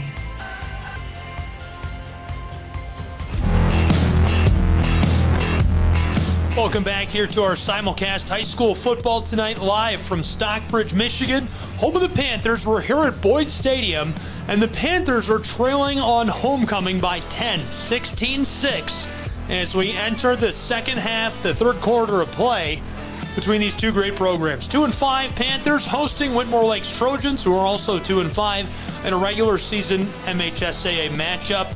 A tilt that will really determine the course of the rest of the season and how it's remembered by these programs. Super, super important win on the line for these two tonight. One team will improve to 3-5 and change the direction of the remainder of their season. Thank you for tuning in. We're coming to you live via the NFHS Network and Midwest Sports Network from Stockbridge, Michigan. I'm Gabriel Schrei. So for this second half and for this third quarter, the Trojans will start with the football. The lone touchdown from Stockbridge tonight came from Zach Fletcher, a scoop and score essentially on a kickoff that kind of got fumbled, not really fumbled, but muffed. Went too short, scooped up by him, he ran it back to the house. 46-yard return for a touchdown on the kickoff. Fletcher's been a really special piece of this offense for Stockbridge this year. He's been a great, great receiver running with the ball, playing out of the tight end spot. Kickoff just seconds away. Thanks for being with us. The Panthers send this one. It's a squib to the close side. It's loose. Stockbridge has got the football. The Panthers have the football. Their onside kick. Stockbridge recovers the onside kick right near the midfield stripe, and the offense of the Panthers get back to work to start quarter three. Great job. Making big plays all over the field. The junior, he's having a big night for SHS. They'll start this drive from the close hash mark at the 48-yard line, driving from left to right on your radio dial. 1st and 10, Stockbridge Panthers. They trail by 10, 16-6. Quarterback of this offense, Jalen Rogozinski. The senior, 1,400 passing yards this season in the shotgun and a false start. Little eager to get back to work. Rochow, who just recovered the onside punt, jumps a bit there, and he'll catch some flack for it from coach on the sideline. Assistant coaches for the Panthers include Eric Strickland, Ben Cruz, Todd Pybus. They all contribute their expertise and help keep things moving for Stockbridge. Now it's 1st and 15. Here's Rogozinski. He's in trouble in the pocket and escapes for a gain of 1 yard on the scramble, but he's dragged down from behind. A big defensive play up front by the big man, Colin Senkler. Nowhere to go for Rogozinski. The senior will try again on 2nd and 14. Assistant coaches tonight for Trojans of Whitmore Lake. They include Steve Ewald, Joe Ewald, Jamie Ogden, Simeon Seacrest, Alex Graff, Pat Kerrigan. They bring together a diverse array of coaching philosophies and experiences to keep a well-oiled machine running. And they lead by 10 right now, 16-6. Less than 1 minute gone in the third quarter, 11:14 on the clock. Panthers have trips left. That's the far side of the field as they drive left to right. Rogozinski in the shotgun wants to throw, slings it close side. It's caught by Rochow, and he'll move the sticks and more as he rolls across the 40-yard line. A nice gain of just short of 20 yards for Stockbridge. They'll move the chains. Football on the close hash marks as they drive left to right. First down for the Panthers. Goes from their own 45-yard line down to the 37-yard math. Trips left for the Panthers. Rochow on the close sideline alone. 4 receivers for Rogozinski, who's going to take the snap. Same route. Got him again. Wide open. Had a lot of room, no press there, and he's tackled down on the 30. Rochow with a great route. That's a big dude. He's listed as 6'3" on the roster, and it's funny because there's a lot of guys on the field tonight that I would question if they're 6'3". I'm not questioning him. That's a tall guy. That's an athletic young man. Does a great job of turning, getting vertical, grabbing the football and coming down from the ladder to get a couple of extra yards. Now, they need 3 yards to move the chains. They're just now slinging one back door. This is tipped away and incomplete. Intended for Fletcher, and the rain is really coming down now here in Stockbridge, Michigan. Pouring rain, driving rain as the Panthers are trying to drive up the field offensively, and it's raining so bad the folks are clearing the stands to some degree. 2 minutes gone in this second half in a 10-point game. Stockbridge trails 16-6. They have the ball offensively, driving left to right. 3rd and 3. Rogozinski, check down pass, close side, goes incomplete. Intended for Rochow, and it went right through his gloves. So it'll be 4th and 3 in Stockbridge. It's decision time. Rochow. 4th down and 3 for the Panthers.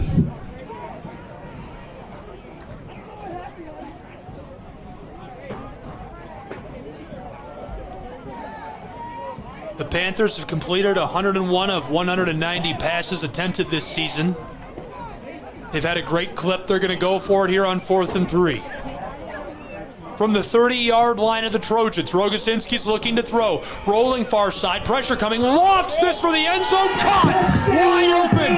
Touchdown by Drew Robinson. A great job selling the scramble by Jalen Rogozinski. He cuts, runs towards the far sideline. The defensive line is coming after him, and the defensive back hesitates just enough to leave Drew Robinson wide open. Ropes to the end zone, and that's going to be his 5th receiving touchdown of the season. He's good for 300 yards plus through the air now. Big catch by him.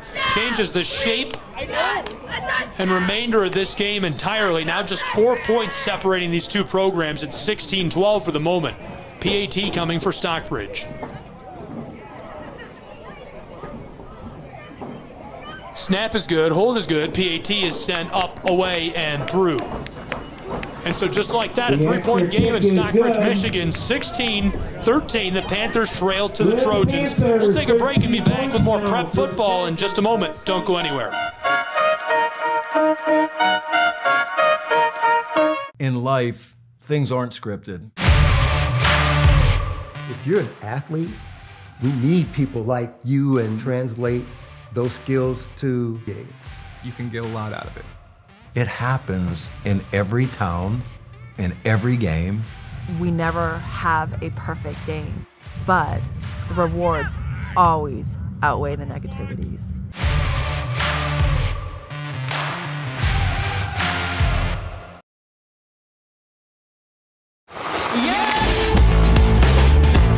Welcome back to Stockbridge, Michigan. The Panthers now trail by just a field goal, 16-13. To the Trojans of Whitmore Lake. Gabriel Schrei here bringing you all the action tonight. Great prep football, playing through the rain, and they're making the most of it. We've had some great highlight plays in spite of the rain really shutting things down. Love the offense of the Trojans. Love that they play old-fashioned football and do it so well. We're about to get another look at that offense. Another onside kick by Stockbridge, and this time untouched by the Trojans until it's recovered. They'll take over in great field position beyond the midfield stripe in Panther territory. Here comes the defense of Stockbridge High School. 46-yard line. 45. They made a huge goal line stand in that first half of play. Came up with a fumble recovery. Would have been a turnover on downs either way. For the Trojans of Whitmore Lake, we're really going to hone in on Dylan Kramer. Obviously, you're going to watch Donovan Fox. He's the #1 contributor offensively for Whitmore Lake, but Dylan Kramer has been a big factor tonight. 20 of his 120 rushing yards this season tonight. 1st and 10. Here we go. Headed to the far side, following the right side of the offensive line and getting a nice pickup.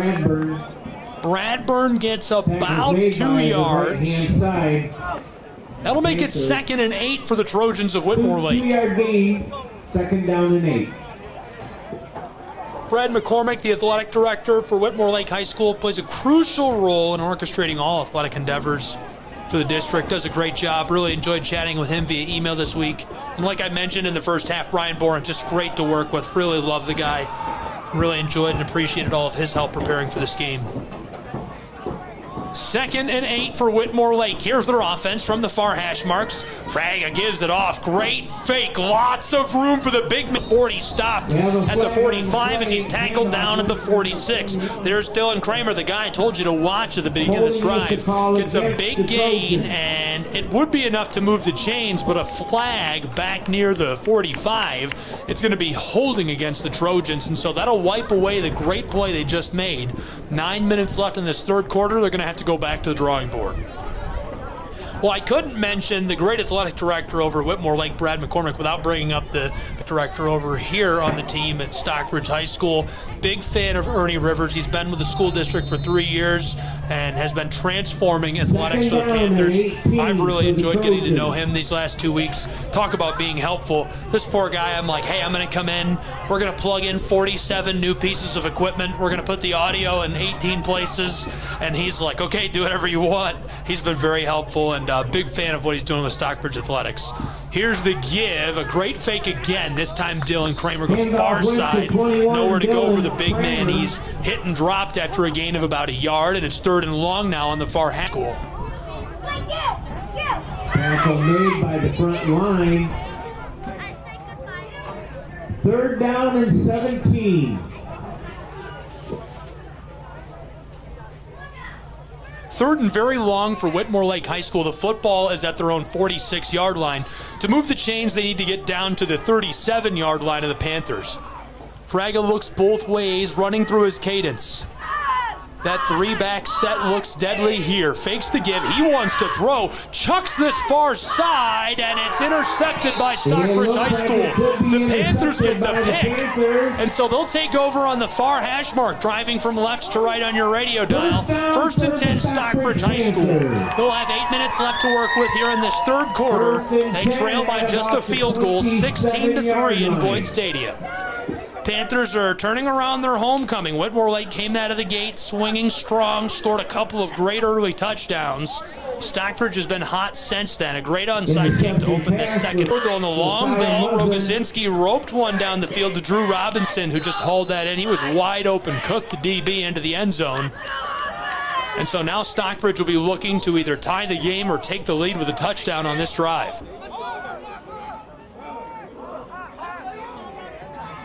Stockbridge High School here is 73 yards from the end zone on 1st and 10.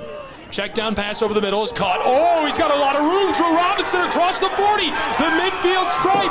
73 yards, he says. Order it up. I'll take it to go. Touchdowns. Drew Robinson, the long jump to the end zone. Stockbridge takes the lead in their homecoming game with 7:43 left in the third quarter. What a catch and run. That's a slant route across the middle. He just took it, used his speed, got into the open field, and he was gone to the house. What a play. That'll make the highlight reel, and this is one of the guys on this roster that I can tell you is somebody who gets around the block, has seen a lot. He could play at the next level. This guy has got special talent, special physical ability, certainly capable of playing college football. If not at the Division I level, a guy that any NAIA program, any Division III program would love to have roster. Here's the point after try. Snap and hold are good. The PAT is up, away, and through. And just like that, it's 20-16. Stockbridge Panthers lead by 4. 7:43 left in the third quarter. We'll be back.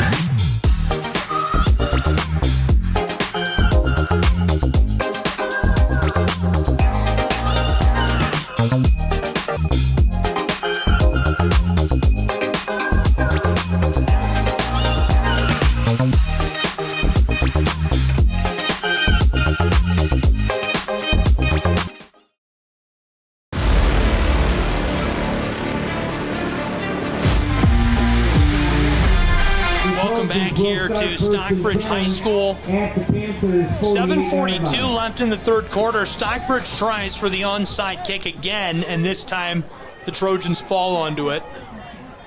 So they'll start this drive in great field position as well. 1st and 10, driving right to left on your radio dial from the 49-yard line of the Panthers, and they trail by just 4 inside of Boyd Stadium, 20-16. Thank you for being with us on our simulcast, which we're sending to like 14 places. I'm Gabriel Schrei.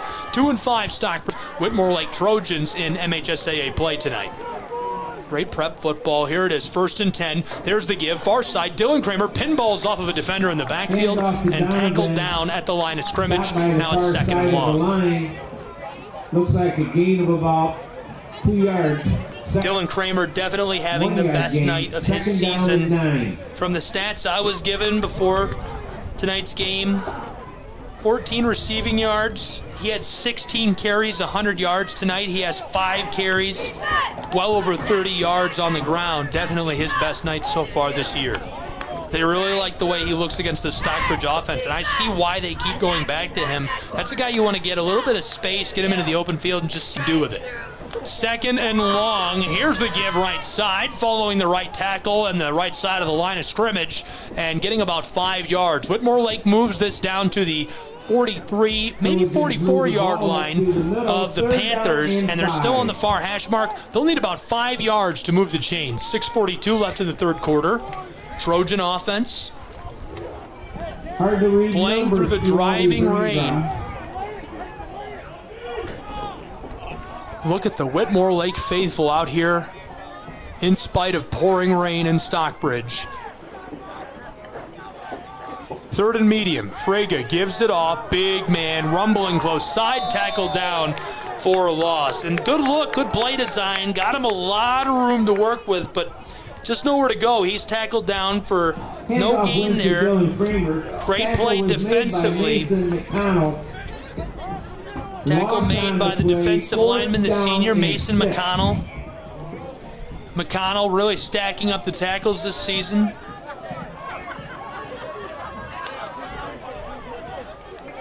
So now it's 4th and 6 for the Trojans of Whitmore Lake. They're showing punt with 5:42 left in the third quarter. Here's the snap. Punt is away. Beautiful strike. Lofted far side, comes down right at the 20 and takes a Panther-friendly bounce as it pretty much stays put in the mud and the dirt right there. So Stockbridge will take over from the far hash marks right at near their own 20-yard line and drive from left to right on your radio dial to start this drive. 5.5 minutes left in the third quarter in a 4-point game where SHS and the Panthers are in the driver's seat. The red and black trying to pump the brakes on this drive and slow down the black and orange. Stockbridge looking for what could be a put-away touchdown. The Panthers 23 points per game, this 6.5 left in this third quarter. 1st and 10, Panthers offense has trips right. That's the close side of the field. 4 options out at wide receiver. 1 tailback alongside him, a different look. It's Brandon Hamlet. Rogozinski wants to throw. Pressure is coming as the pocket collapses. He's in danger. Escapes 1 defender and now tackled down as he gets right near the line of scrimmage. Maybe a loss of a yard. It'll make it 2nd and long, Stockbridge High School.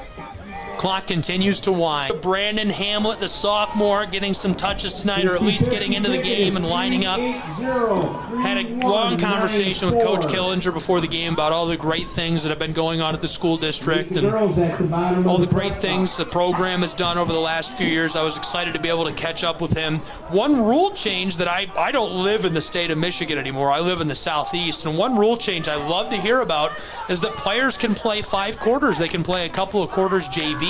They can play a couple of quarters varsity. That's a great rule change. Here's a check down pass to the far side. It's caught, rumbling forward, past the first down marker, over the 35, and tackled just shy of the 40 at the 38, maybe 39-yard line. 1st and 10, Stockbridge on a big catch and run. Rogozinski wrote that to the far side to Owen Carlson, the senior. Carlson, that's his first catch of the season, now up to 50 total offensive yards of that catch and run. 1st and 10. Stockbridge playing in the driving rain. It was raining earlier, and Now it's absolutely pouring. The fans starting to clear out of the stands with the 4:20 mark of quarter 3. Same formation as the first play of the drive. Trips right, that's the close side. Rogozinski in the shotgun. He's in trouble running with the football. He's got a lot of space across the midfield stripe, and he steps out after he'll get the football down to the Panther 1st and 10. First down for the Panthers.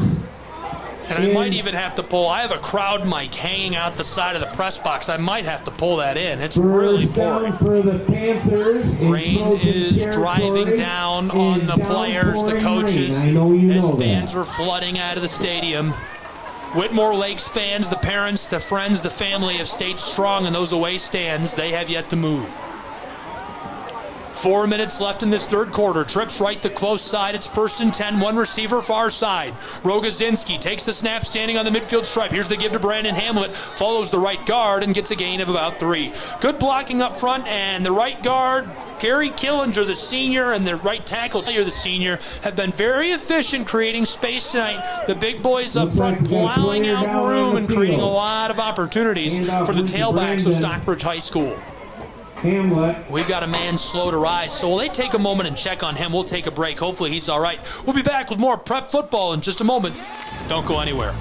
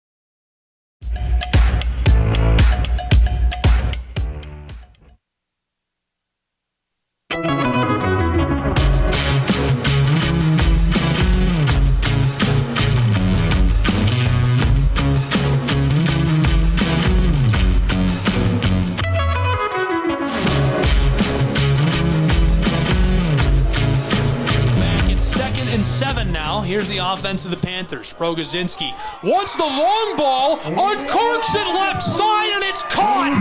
Stockbridge High School, 1st and goal. Oh, baby, what a throw and catch. Unbelievable. The Panthers got a great pass and a great catch. Let that go left side, and a drastic shift to the chains. They go from right near the midfield stripe down to 1st and goal. He won't let you forget about that one. 1st and goal, Stockbridge. They lead by 4. 3 minutes, 30 seconds left in this third quarter play. From Boyd Stadium, I'm Gabriel Schrei bringing you all the action. It's trips right on this look. That's the close side. Here's the snap. Rogozinski looks like he wants to run with it. Tries to rope this into the end zone. It goes incomplete. Good look. Just a little laser lofted towards the receiver. But even better coverage right there. Trailing him and trying to get his hands in on that. And the defensive back, if it wasn't raining, that probably wouldn't have worked out for him. But Caden Bradburn just keeping pace, trying to bring the pressure. Somehow able to get that incompletion. Now it's 2nd and goal for Stockbridge High School. Trojans defense looking to make a stand here, and that's been a difficult point for them this season. They haven't been awful defensively, but all told, defense of the Trojans has allowed 243 points, so that's about 35 points per game on average. Not a great clip. 2nd and goal, Stockbridge from the 5-yard line of the Trojans. Here's the give, right up the gut, barreling towards the end zone, and he'll come up just short. 3rd and goal now for the Panthers. Yeah, the Trojans got a fumble on the play. Whitmore Lake. Oh my goodness, it's a fumble on the play, and Whitmore Lake came up with I didn't see it at all. I didn't see the turnover flag come out. And so Whitmore Lake takes over just outside of their own end zone. What a clutch play by the defense. When you look back on this game, that's a game-changing play potentially. Now a chance to take the lead themselves. They'd have to go 93 yards. 1st and 10, Whitmore Lake High School, the Trojans from the proverbial shadows of their own goalpost. Right side, following the tackle and guard, and nowhere to go as he tries to string it along and bounce, keep the play going. Tailback gets it back to the line of scrimmage here. Good blocking up front by Militello and Hollister, but the defense of the Panthers read that, brought the house. Nowhere to go for the tailback.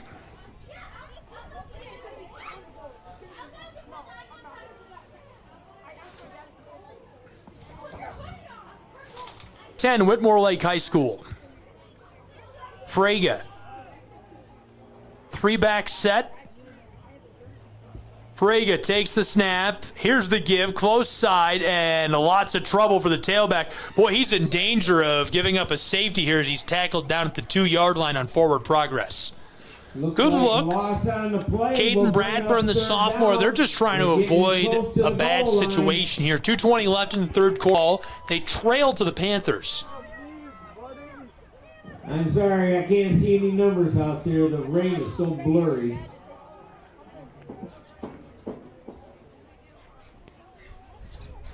Third and a long 11, maybe 12. Less than 2 minutes to go in this third quarter. Trojans offense is set near the close hash mark. They're driving right to left on your radio dial. Frege under center. Different look with the tailbacks here. Here it is, right side. That's the far side, and maybe a short gain, if any at all. And that'll bring up fourth down now for the Trojans with 90 seconds left in this third quarter. It's decision time. Obviously, they're going to need to try and punt it from deep inside of their own end zone. Fourth down and 12. I'm not sure where the ball is. It looks like it's at the 3-yard line. The punter is standing back just 2 yards in the end zone. Not a lot of room here for Dylan Kramer.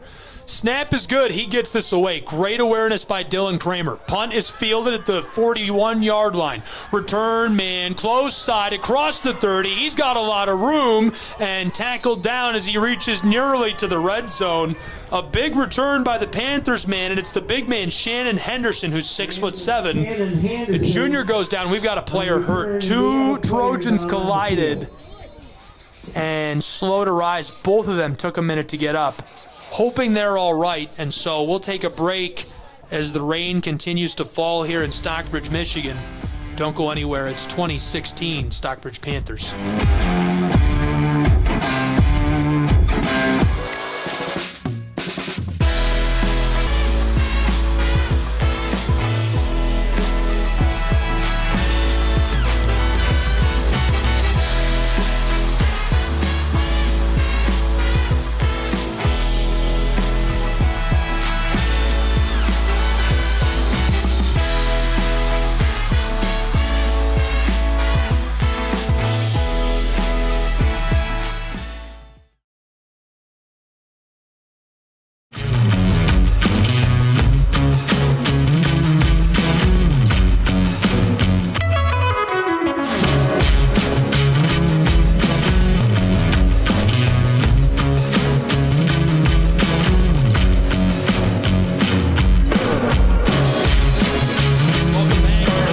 Stadium. 20-16, a 4-point game. The Panthers lead, and here's their offense. Far side on the give on 1st and 10. A lot of room as he gets down a gain of 8 yards.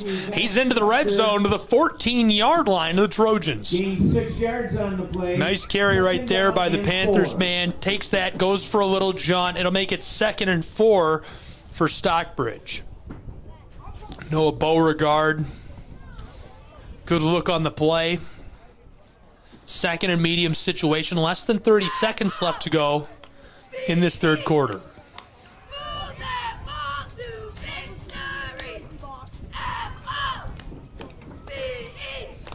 How about the cheerleaders staying strong, standing through the rain and the driving wind here? 42 degrees. Here's the snap on 2nd and 4. Panthers man wants to throw. Rogozinski's in trouble, rolling far side, gets a block, ropes this for the end zone. It goes incomplete. And so now it'll be 3rd and 4, but that'll do it for quarter 3. 20-16, Stockbridge's Panthers lead the Trojans of Whitmore Lake. We'll take a break and return in just a moment for the conclusion of this prep football thriller.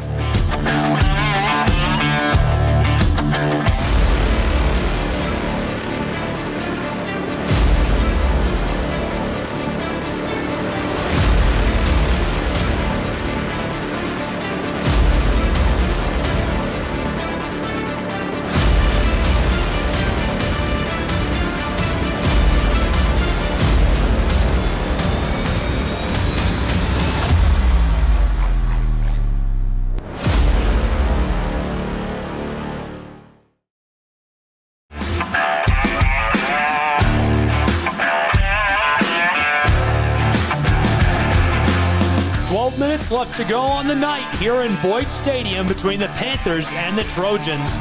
It's a 4-point game, and Stockbridge is in the driver's seat for the moment, looking for what could be the put-away score here between these two. That 4-point lead would be cushioned by a touchdown. They've got the ball right now on the 14-yard line of the Trojans.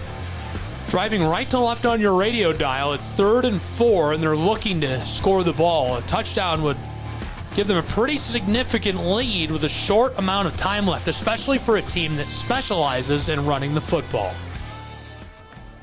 3rd down, Stockbridge's offense. From the close hash mark, again, it's right to left.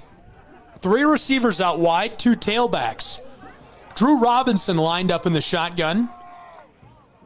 Robinson, a high snap, he's got it. It's a keeper, comes close side, bowls over the linebacker. Actually, it's the corner, Frege, the quarterback, who plays both ways. And right near the line to gain. They've got him at the 11-yard line, and so that should make it 4th and about a yard.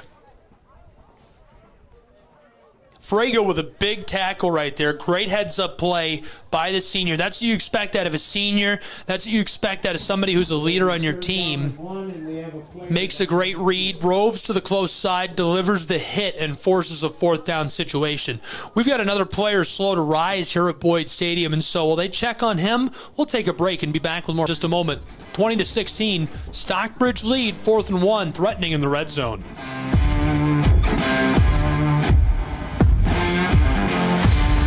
My character, Shazam, knows all about growing up in a family full of teenage superheroes. They're bold. Where's everyone going? To fight crime? Okay. Adventurous. Shazam! There's never a dull moment. And no matter what happens, they'll always have your back. All they need is a place to grow and be themselves. And the best part is, you don't have to be a superhero to adopt a teen. Learn more about adopting a teen from foster care. Visit adoptuskids.org. You can't imagine the reward.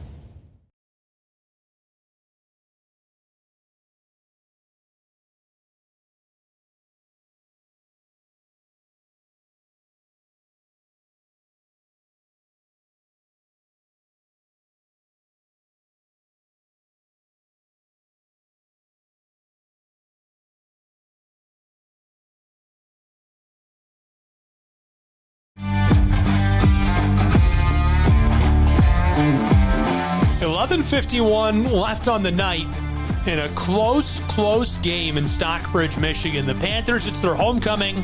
They braved the weather here, and we still have a few hundred fans on hand in spite of pouring rain in Boyd Stadium.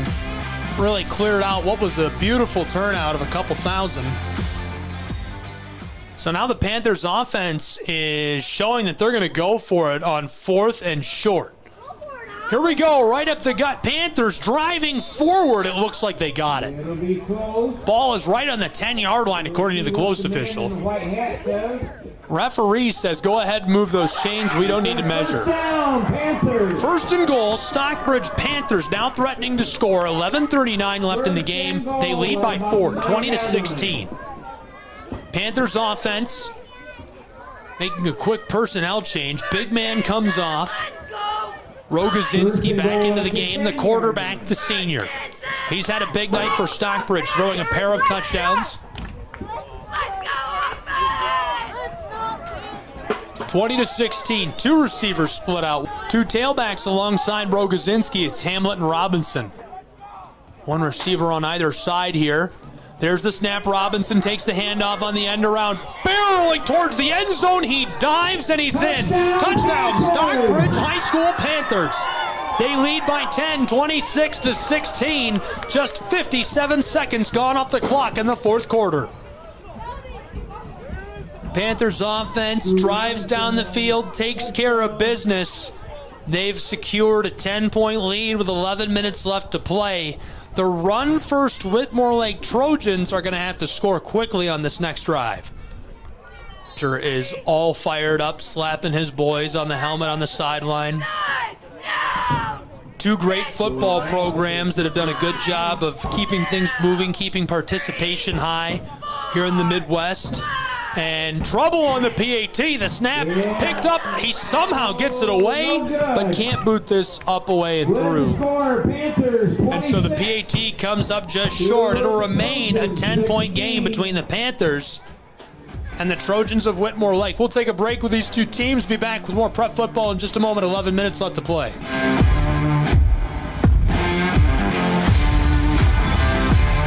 In life, things aren't scripted. If you're an athlete, we need people like you and translate those skills to officiating. You can get a lot out of it. It happens in every town, in every game. We never have a perfect game, but the rewards always outweigh the negativities.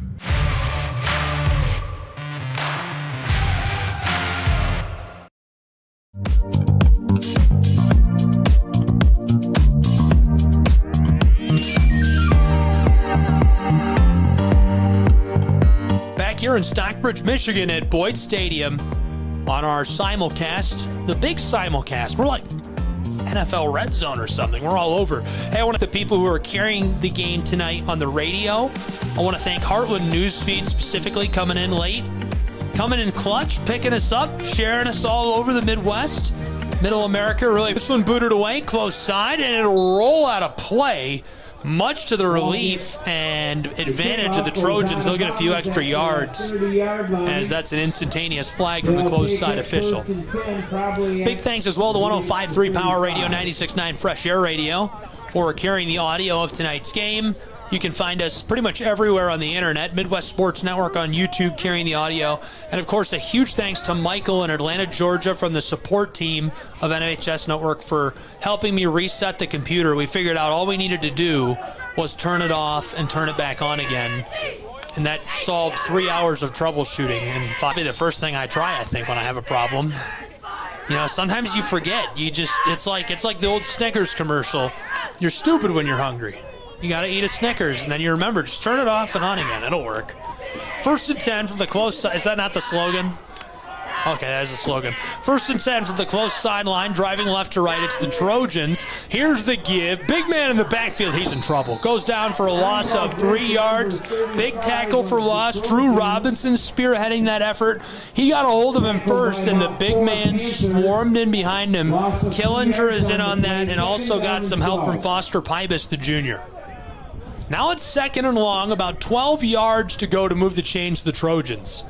And this is clutch time for Whitmore Lake High School. They trail by 10. So at the bare minimum, 2 scores. They need to score very quickly and get the ball back quickly if they want to force overtime or win the game in regulation. 10.5. Near the far hash marks, driving left to right. This is the offense of the Trojans. Here we go, a little dump pass close side. Sails incomplete. It's just raining so hard. Frege couldn't quite get the touch on that he needed. He was looking for the senior, Parker Ellinger. 10:39 left in the game, 26-16. It's 3rd and 12. Now, if the Trojans don't convert here, obviously they still have a lot of time to come back and find different ways to force overtime or to win this game. But this is a big, big 3rd down with 10.5 minutes left for this run-first team. Panthers defense looking tight, looking solid in the rain. Football rest on the 30s. They need to get it down to the 45 to move the chains. Frege from under center, running through his cadence. Here's the snap. Fakes the give one way, gives it off close side. Big yards, but not enough to move the chains. It looks like they'll give him 9. That'll make it 4th and a long 3. They're edging back a little bit here. The officials take a step back towards the 40. The ball's on the 41-yard line of the Trojans, so they need very long 3, short 4 to make it a 1st and 10. They need to get the ball over their own 45-yard line. They're going for it. Less than 10 minutes to go. Trailing 26-16. That's the right decision. Here comes the offense from the close hash marks, driving left to right. Trojans man, Frege looks both ways, looks to the sideline, running through his cadence. Offense is set. Defense is ready to go. Here's the snap. Fakes to give up the gut. End around, and he's tackled down right away. Nowhere to go. Turnover on downs as Dylan Kramer is sniffed out by the defensive end. Big play made by the big man. Got some help by Rochow right there. And so that's a turnover on downs, and the offense offense of Stockbridge will take over with 9.5 left to play and a 2-yard line. They're all fired up, celebrating. They understand the significance of that turnover with the amount of time left and the score up in LEDs on the board here in Boyd Stadium. Panthers huddle right on the 50-yard line at the bottom of the S. S looks good. I don't know who painted that, but they're pretty good at making lines. Do they still do the S thing in the textbooks? That's weird. Yeah, that's good. I like that. I didn't know what it was, but that was a good one. 1st and 10 from right near the center of the field, driving right to left. It's the offense of the Panthers. 2 split out wide. Here's the give, right up the gut. Pinballs off of a defender and tackled down at the 40-yard line. It's Brandon Hamlet, the underclassman. Good look on 1st down. He gets a couple of yards to the 40. Stockbridge closer to the far hash marks now. They'll take another crack at it on 2nd down. Small gain on the play, 2nd down and 9.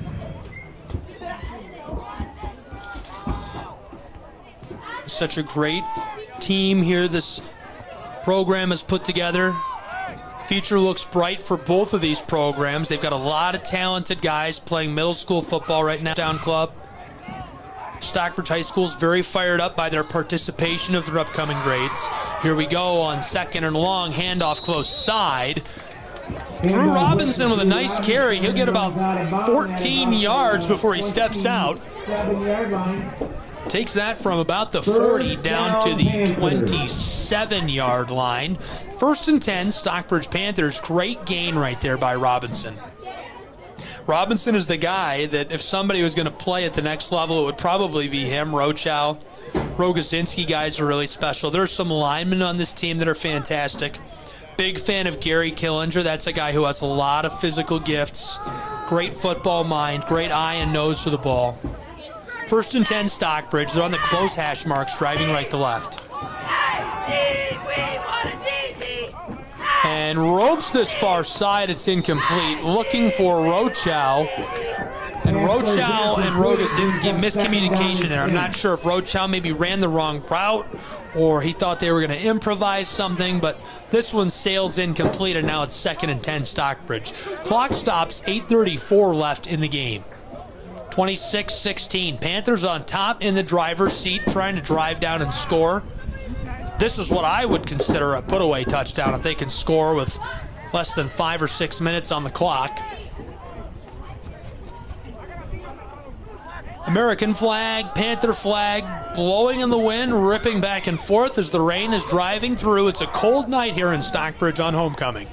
3 out wide, 2 on the close side as they're the snap. Great fake on the end around, but they don't fool the defense.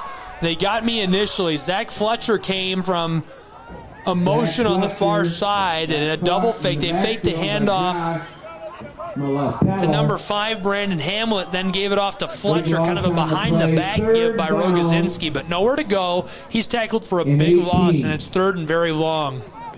Nearly 20 yards needed to move the chains for Rogozinski and the Panthers offense. Play call is in. Killinger sends it out with Rogozinski.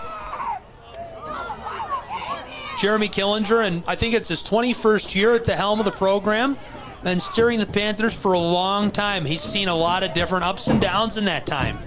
Panthers have had a near undefeated season. They've won playoff games, beat Onstead 35-0 in the opening round of the playoffs, in Onstead's best year ever at prep football.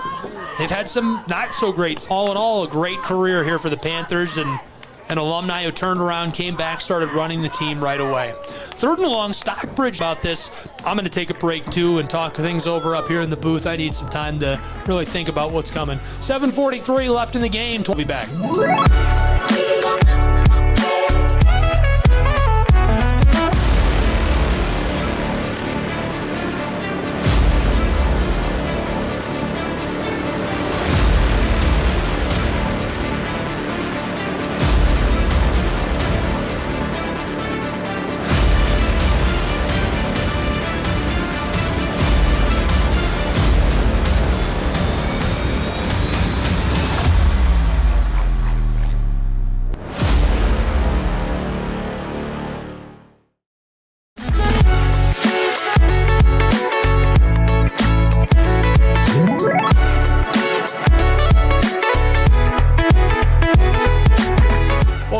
to the home of the Panthers, Boyd Stadium, their homecoming game.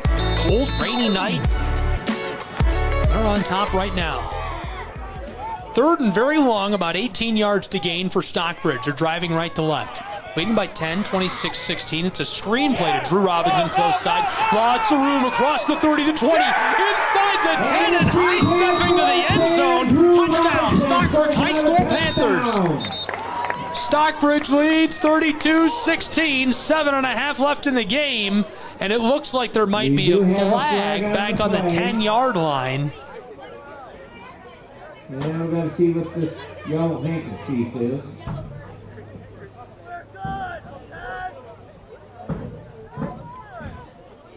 Just a reminder, you can sign up to be an official yourself. Visit MHSAA.org to get started officiating today.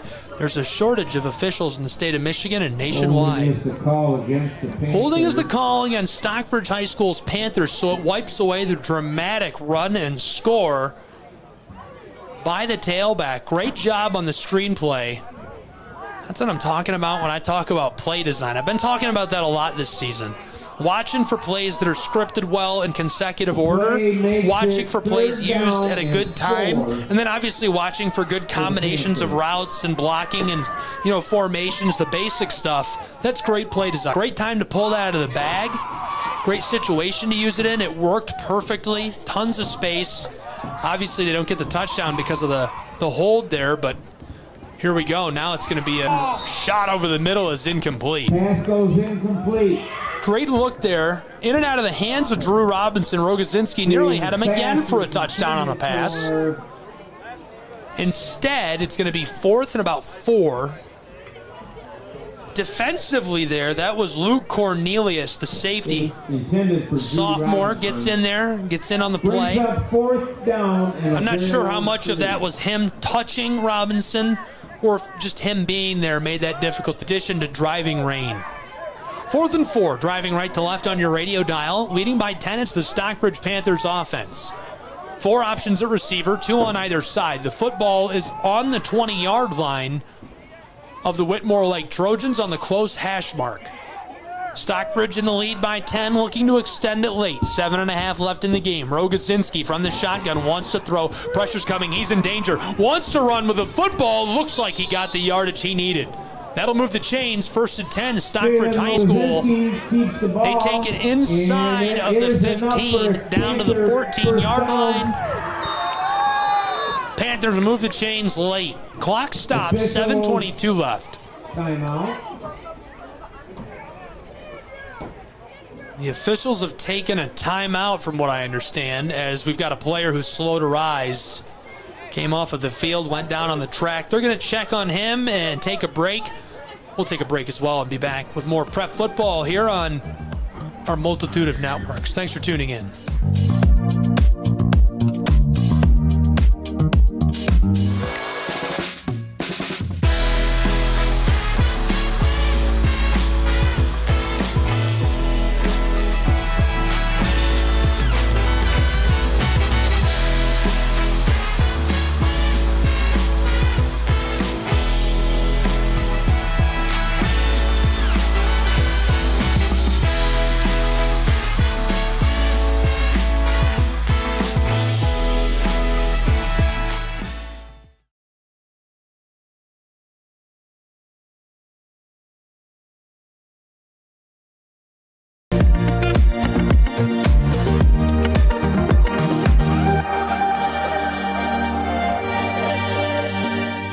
Here in Stockbridge, Michigan, Boyd Stadium, host of tonight's game, and driving rain, cold weather in the Midwest, at least here in the Great Lakes state of Michigan, where the Panthers are in the driver's seat, 26-16. Thanks to our listeners tuned in, 105.3 Power Radio, 96.9 Fresh Air Radio, Midwest Sports Network, and of course Heartland Newsfeed, as well as anybody who's watching the game tonight on the NFHS Network. We appreciate you being with us. I'm Gabriel Schrei. 26-10, a 10-point lead with 7:20 left in the game. Panthers have the ball. Hash marks driving right to left. Rogozinski takes the snap. Oh, a big shot delivered by the big man in the middle of the field. What a tackle. That is a man tackle right there by a guy who was shaken up earlier and appears to be just fine. Isaac Fair, the 6'2", 230-pound sophomore, comes in like a truck, delivers the hit as the clock runs under 7 minutes. So the football will stay right near the line of scrimmage. It'll go back 1 yard to the 15-yard line. It's 2nd and 11 for Stockbridge's Panthers. Panthers could move the chains one time. The line to gain is just inside of the 5. It looks like it's between the 4 and 5 yard line. 4 options at receiver for Rogozinski, who's on the close hash marks. Here's a laser to the back of the end zone, and it sails incomplete with 6:29 left in the fourth quarter. Stockbridge is just trying anything they can to get it into the end zone, and the Trojans defense back in a shell, doing a good job of keeping them out, and of course getting a little assist here from the weather, the rain making it very difficult to complete passes, which is Stockbridge's specialty offensively. Play call is in with Drew Robinson. Stockbridge High School playing an independent schedule. I'm a huge fan of that. That gives you a lot of flexibility. Gives them a lot of options athletically in all sports as far as I'm concerned. I love to see that. And obviously it's a lot more difficult to schedule 30 basketball games than 10 football games, but love the flexibility personally. 3rd and 10 now. Here's the snap. It's a direct look to Drew Robinson, who runs over one defender and steps out. Kind of tried to string the play out as he came to the close sideline. There's a flag on the play, which, based on the reactions on the field, is going to be against the Trojans. We'll see what the call is. If it's a personal foul, it'll move the chains, and there it is. Personal foul. That'll move the chains in favor of the Stockbridge Panthers. And that should give the Panthers first down, I do believe.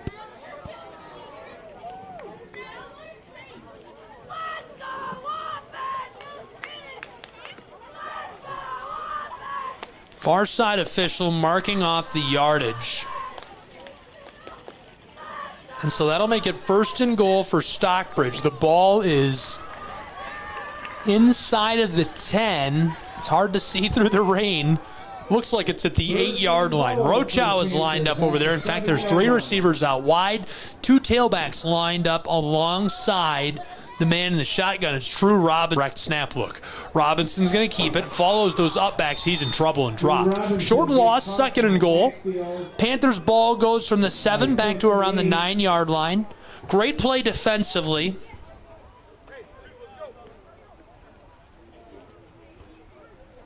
I believe that's Russell Hollister, the nose tackle.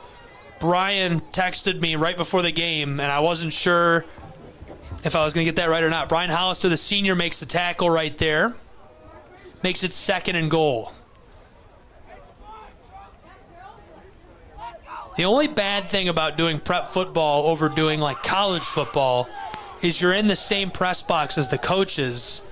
So if you have to look at them, if you're going to say, it's great if you're saying good things, but if you say bad things, you have to look right at them, and that hurts. I don't like to do that to people. 2nd and goal, right up the gut. It's 3rd and goal now for the Trojans of Whitmore Lake. Caught at the line of scrimmage. Stockbridge High School on offense here. Trojans back in a defensive shell. 5 minutes, 15 seconds left to play. Stockbridge in the lead, 26-16. If the Panthers get a put-away score here, it would pretty much be out of reach for the Trojans. If they want to win this game, they really need to create a turnover right here. Barring any miracles, these next 2 or 3 plays should decide the outcome of tonight's homecoming game for Stockbridge. Driving rain on the Panthers from the close hash marks. There's the give. Wow, what a reversal of fields for the underclassman. Takes a big shot as he's flipped end over end at the 10-yard line. So it's 4th down and goal for the Panthers from the 10. Brandon Hamlet, the sophomore, nowhere to go.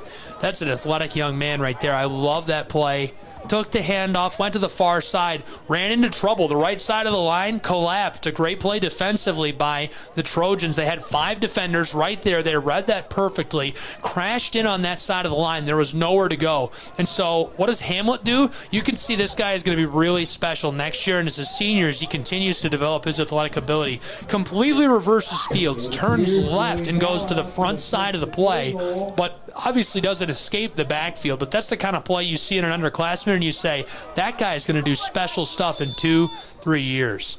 Panthers are looking to taken right before the snap. Love to see Joey Balley, the senior, is the kicker. The more things change, the more they stay the same. 10 years ago, I played and graduated from Stockbridge High School, played football here, and our kicker, who was, I think, was Joey Balla's older brother, Skeeter Balla. Skeeter Balla went on to be a fantastic college basketball player at Calvin University. I believe he may have set records in three-point shooting here at Stockbridge High School for the Panthers. Joey Balla is following in his older brother's footsteps and is a fine kicker. We'll see if they let him stay on to try and chip off the field goal. Balla also has been an important piece of the receiving corps this season. The senior has over 100 yards through the air and a touchdown.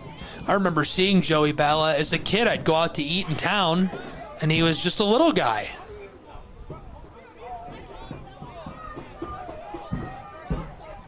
So on 4th and goal, the Panthers are field goal unit back out. Joey Balla, the kicker.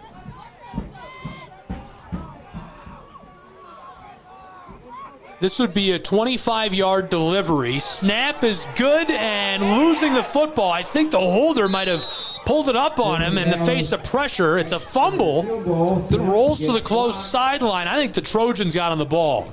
Either way, it'll be a turnover on downs. And so the ball will be near the close sideline on the hash marks at the 25-yard line.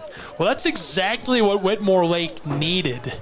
If they want any chance of forcing overtime or winning this game, they'll have to drive and score quickly, but probably much to the dismay of their offense, the rain is coming down harder again now. It's really raining here at Boyd Stadium in Stockbridge, Michigan.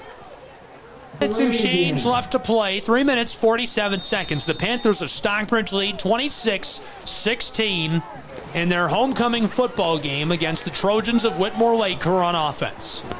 Trojans are driving left to right on your radio dial from their own 23-yard line. Here's the give. Far side. Tailback's in trouble. Dropped in the backfield. Big defensive play by the Panthers. Streaking into the backfield right there. Making the play all by himself. No help for Isaac Reifschneider, the junior.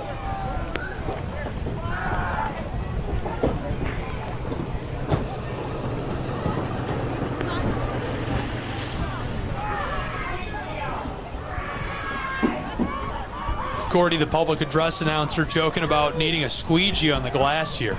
Here we go, 2nd and 11, close side and nowhere to go offensively for the Trojans of Whitmore Lake. Contained at the line of scrimmage. It'll be 3rd and 10. 3 minutes left to play. Now, we saw a long run earlier in the night out of this backfield. They've done a couple of things really well. We've seen Dylan Kramer take off and break off a big chunk of yardage. We've seen the record holder for a single game for yardage and touchdowns, Dylan Fox, make big plays tonight. On 3rd and 9, they'll look deep in the bag of tricks. 2.5 left to play. Frega fakes the give. Here's a long ball, far side, incomplete. Great ball intended for the big man, the tight end, Isaac Fair, the sophomore, and just off of his fingertips, nearly connected on that.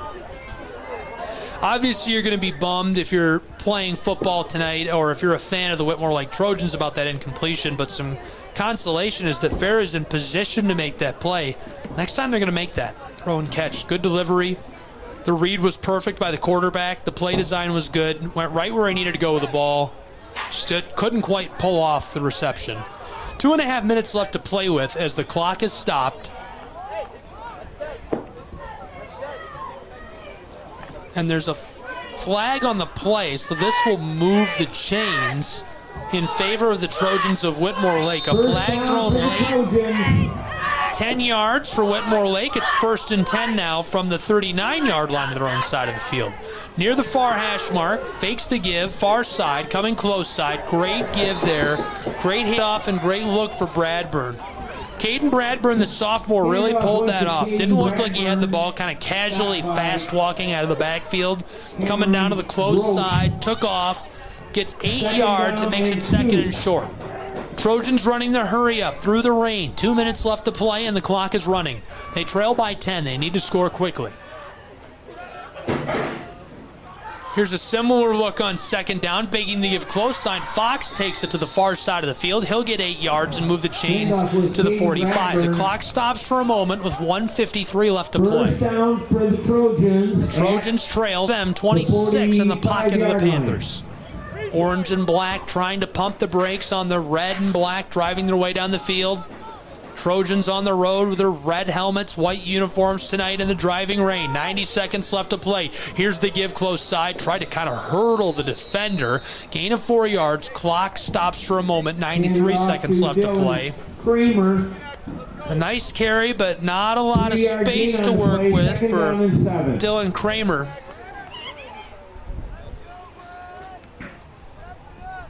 And timeout down on the 26-16. Stockbridge High School's Panthers are in. Rams and be back with more prep football in just a moment.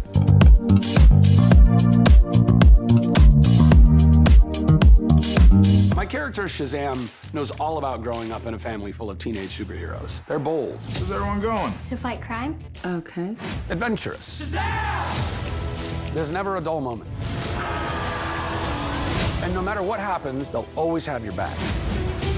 All they need is a place to grow and be themselves. And the best part is, you don't have to be a superhero to adopt a teen. Learn more about adopting a teen from foster care. Visit adoptuskids.org. You can't imagine the reward.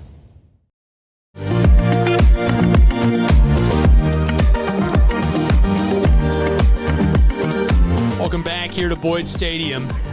Trojans on offense. Here's the give, close side. Ooh, a little sidestep by the big man, Kramer. 220-pounder rumbling forward right there. Doesn't get a ton of yardage, but gets back towards the line of scrimmage. Strung that out to the close side. Trojans are driving left to right on your radio dial. It's 3rd and 3 now.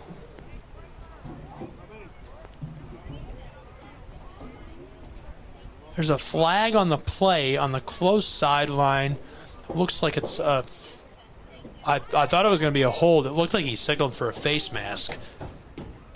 Either way, it's against the Trojans. They'll march him back 10 yards to the midfield stripe. They're on the close hash mark, driving left to right on your radio dial. 85 seconds left in the game. Whitmore Lake trails by 10, 26-16. 3 backs deep behind Frege. Frege from under center. He wants to throw. Here's a bomb over the middle. Caught.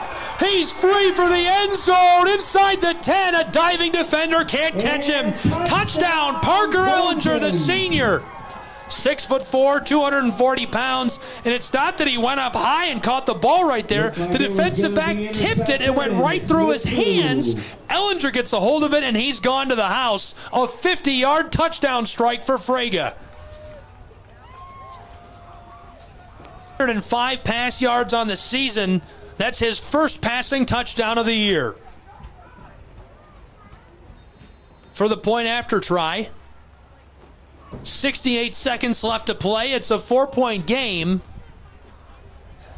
Going for the 2-point conversion. 3 backs deep behind Frege. And on the 2-point, the fake fools the defender. Coming to the close side. Tailback can't escape. The big man right here, he goes down. Point after try is no good. 68 seconds left. 4 points separate these two. And so we'll see the kickoff in just a moment. Don't go anywhere. It's Prep Football on our suite of networks.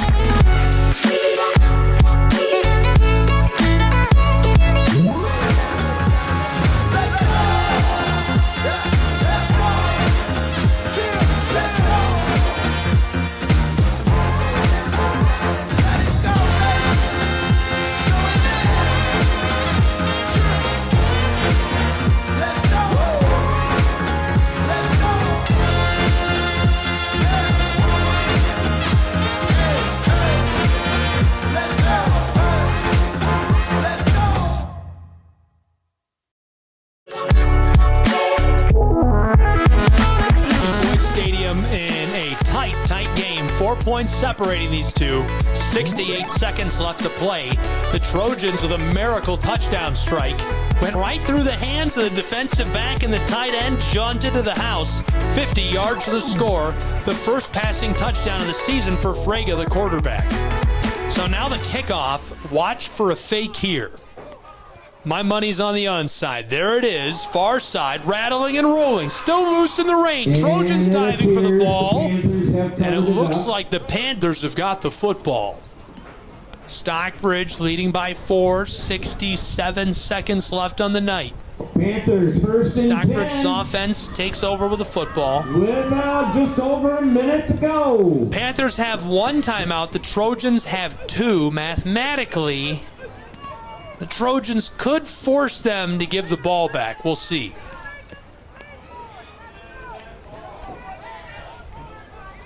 They could take a knee twice. That would get us to about 65, 64 seconds, and it would burn both the Trojans' timeouts. Then they could run the ball once or take another knee.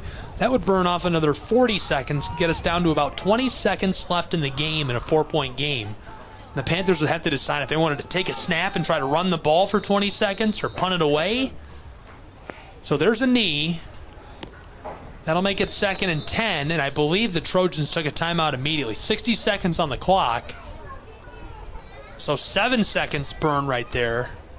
I'm not sure if that's a mistake or if it genuinely just took 7 seconds for the timeout to be called. We're here fighting for the top. 60 seconds left. The Panthers lead. In a close one in the late stages on a cold, rainy night in Boyd Stadium in Stockbridge, Michigan. Just wherever you may be, we appreciate you tuning in. Prep football, a barn burner between the Trojans and the Panthers. The Trojans want to get the football back. Now they would get it back with about 15 seconds if they manage the situation perfectly. Unless Stockbridge just takes the snap and Rogozinski or somebody, Robinson, tries to run around with the ball for 20 seconds to take a knee. We'll see what the decision is here. That's not an easy one. There's not a great way to go with that. Suspicious amount of time. So the Trojans have 1 timeout. There's 60 seconds left to play. The Panthers have a 4-point lead, and they have the football, most importantly. Jeremy Killinger sends his offense back onto the field, likely with a scheme here. I say likely. I know he's getting 10. Here's the direct snap. Robinson pushing the pile and gets a couple of yards. That also burns quite a bit of clock. Still running at 50 seconds. Down under 50 seconds. 48 seconds left in the game. Clock is winding. 44 seconds. And that'll pretty much wrap it up now as Stockbridge will run a play here on 3rd down. Let's go! Hey, let's go! Go big, Mo! They take a knee at the 25-second mark. And it looks like the Trojans have just decided to let this go, as both teams will go line up for the handshake. Just like that, Stockbridge wraps up the homecoming win by 4. Boyd Stadium, thrilled to see the victory. There's the homecoming victory complete for the black and orange. A great matchup tonight and a great rivalry between two fantastic programs. I love to see these two playing. Stockbridge takes the all-time lead in this series with 3 wins, 2 losses. Whitmore Lake drops to 2 and 3 in the all-time series, and I'd love to see these two teams, these two programs, keep playing. I think they're a good match. I think they're a good size and a good distance from one another. Great win for Stockbridge on homecoming. I'll take a short break. I'll come back with some brief post-game analysis, wrap things up on the close sideline. They're fired up about that big win here tonight. Don't go anywhere. High school football. We'll be back in a moment.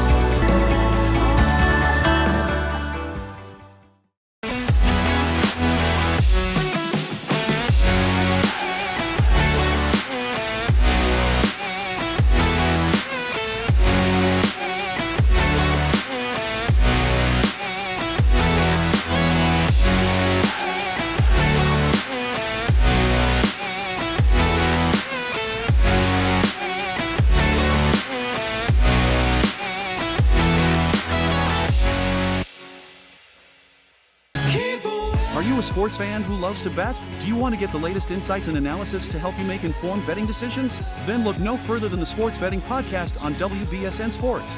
Join Gabriel Schrei for expert analysis and insider information on the biggest games and events in sports betting. Whether you're a seasoned veteran or just getting started, our podcast will help you stay ahead of the game.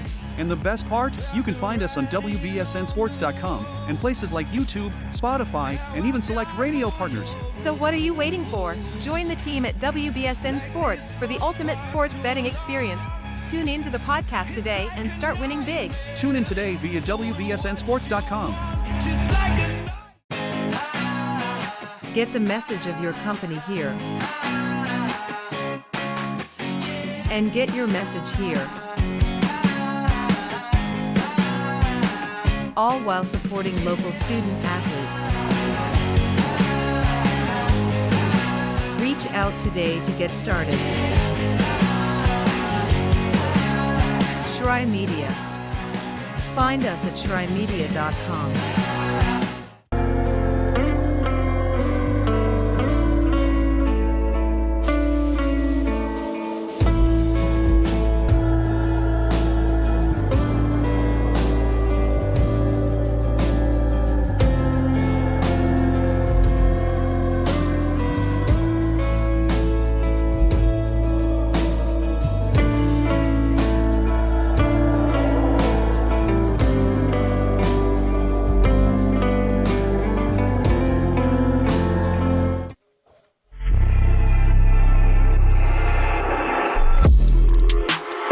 Welcome back. Our post-game wrap-up. A big thanks again to our radio partners for carrying the broadcast tonight. 105.3 Power Radio, 96.9 Fresh Air Radio, Heartland Newsfeed Radio Network, spreading across the middle United States and across the world with great news updates. And, of course, we're the Midwest Sports Network, streaming live to the internet, multiple places, namely YouTube. You can find it there for free live and in HD and watch it back. You can listen to the whole broadcast again. You can also watch the actual video footage of the broadcast. The NFHS Network did have a camera feed here tonight, and we provided our audio to them for free if you want to watch it back and check out the highlights. Great game tonight for Stockbridge High School and the Panthers. Jeremy Killinger steered the ship to a victory here.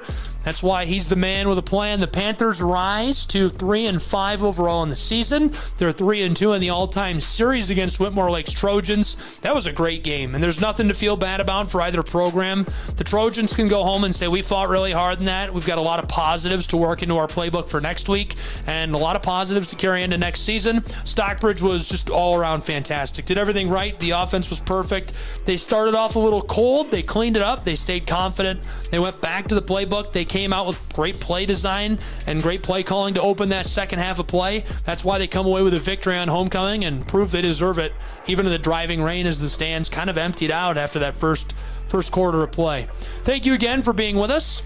Thank you again for tuning into our broadcast. I can't tell you how much I appreciate it as an alum of Stockbridge High School. Hope you follow along and be with us for more. You can follow the Midwest Sports Network at MWSN Sports. Follow me at Schrei Guy, SCHRAYGUI. For Stockbridge, Whitmore Lake, our entire crew, I'm Gabriel Schrei, saying so long from Stockbridge, Michigan, where the final score is a 26-22 Stockbridge Panther victory. This has been MHSAA Football. All games and events airing on the Midwest Sports Network are broadcast live and are copyright material. This has been a presentation of the Midwest Sports Network.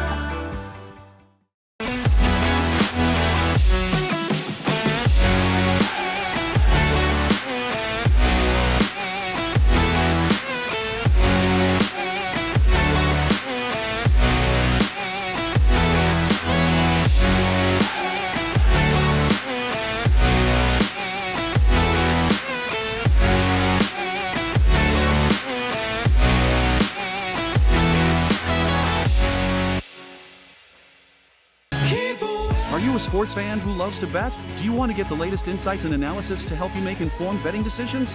Then look no further than the Sports Betting Podcast on WBSN Sports. Join Gabriel Schrei for expert analysis and insider information on the biggest games and events in sports betting. Whether you're a seasoned veteran or just getting started, our podcast will help you stay ahead of the game. And the best part? You can find us on WBSNSports.com and places like YouTube, Spotify, and even select radio partners. So what are you waiting for? Join the team at WBSN Sports for the ultimate sports betting experience. Tune in to the podcast today and start winning big. Tune in today via WBSNSports.com. Get the message of your company here. And get your message here. All while supporting local student athletes. Reach out today to get started. Schrei Media. Find us at schreimedia.com.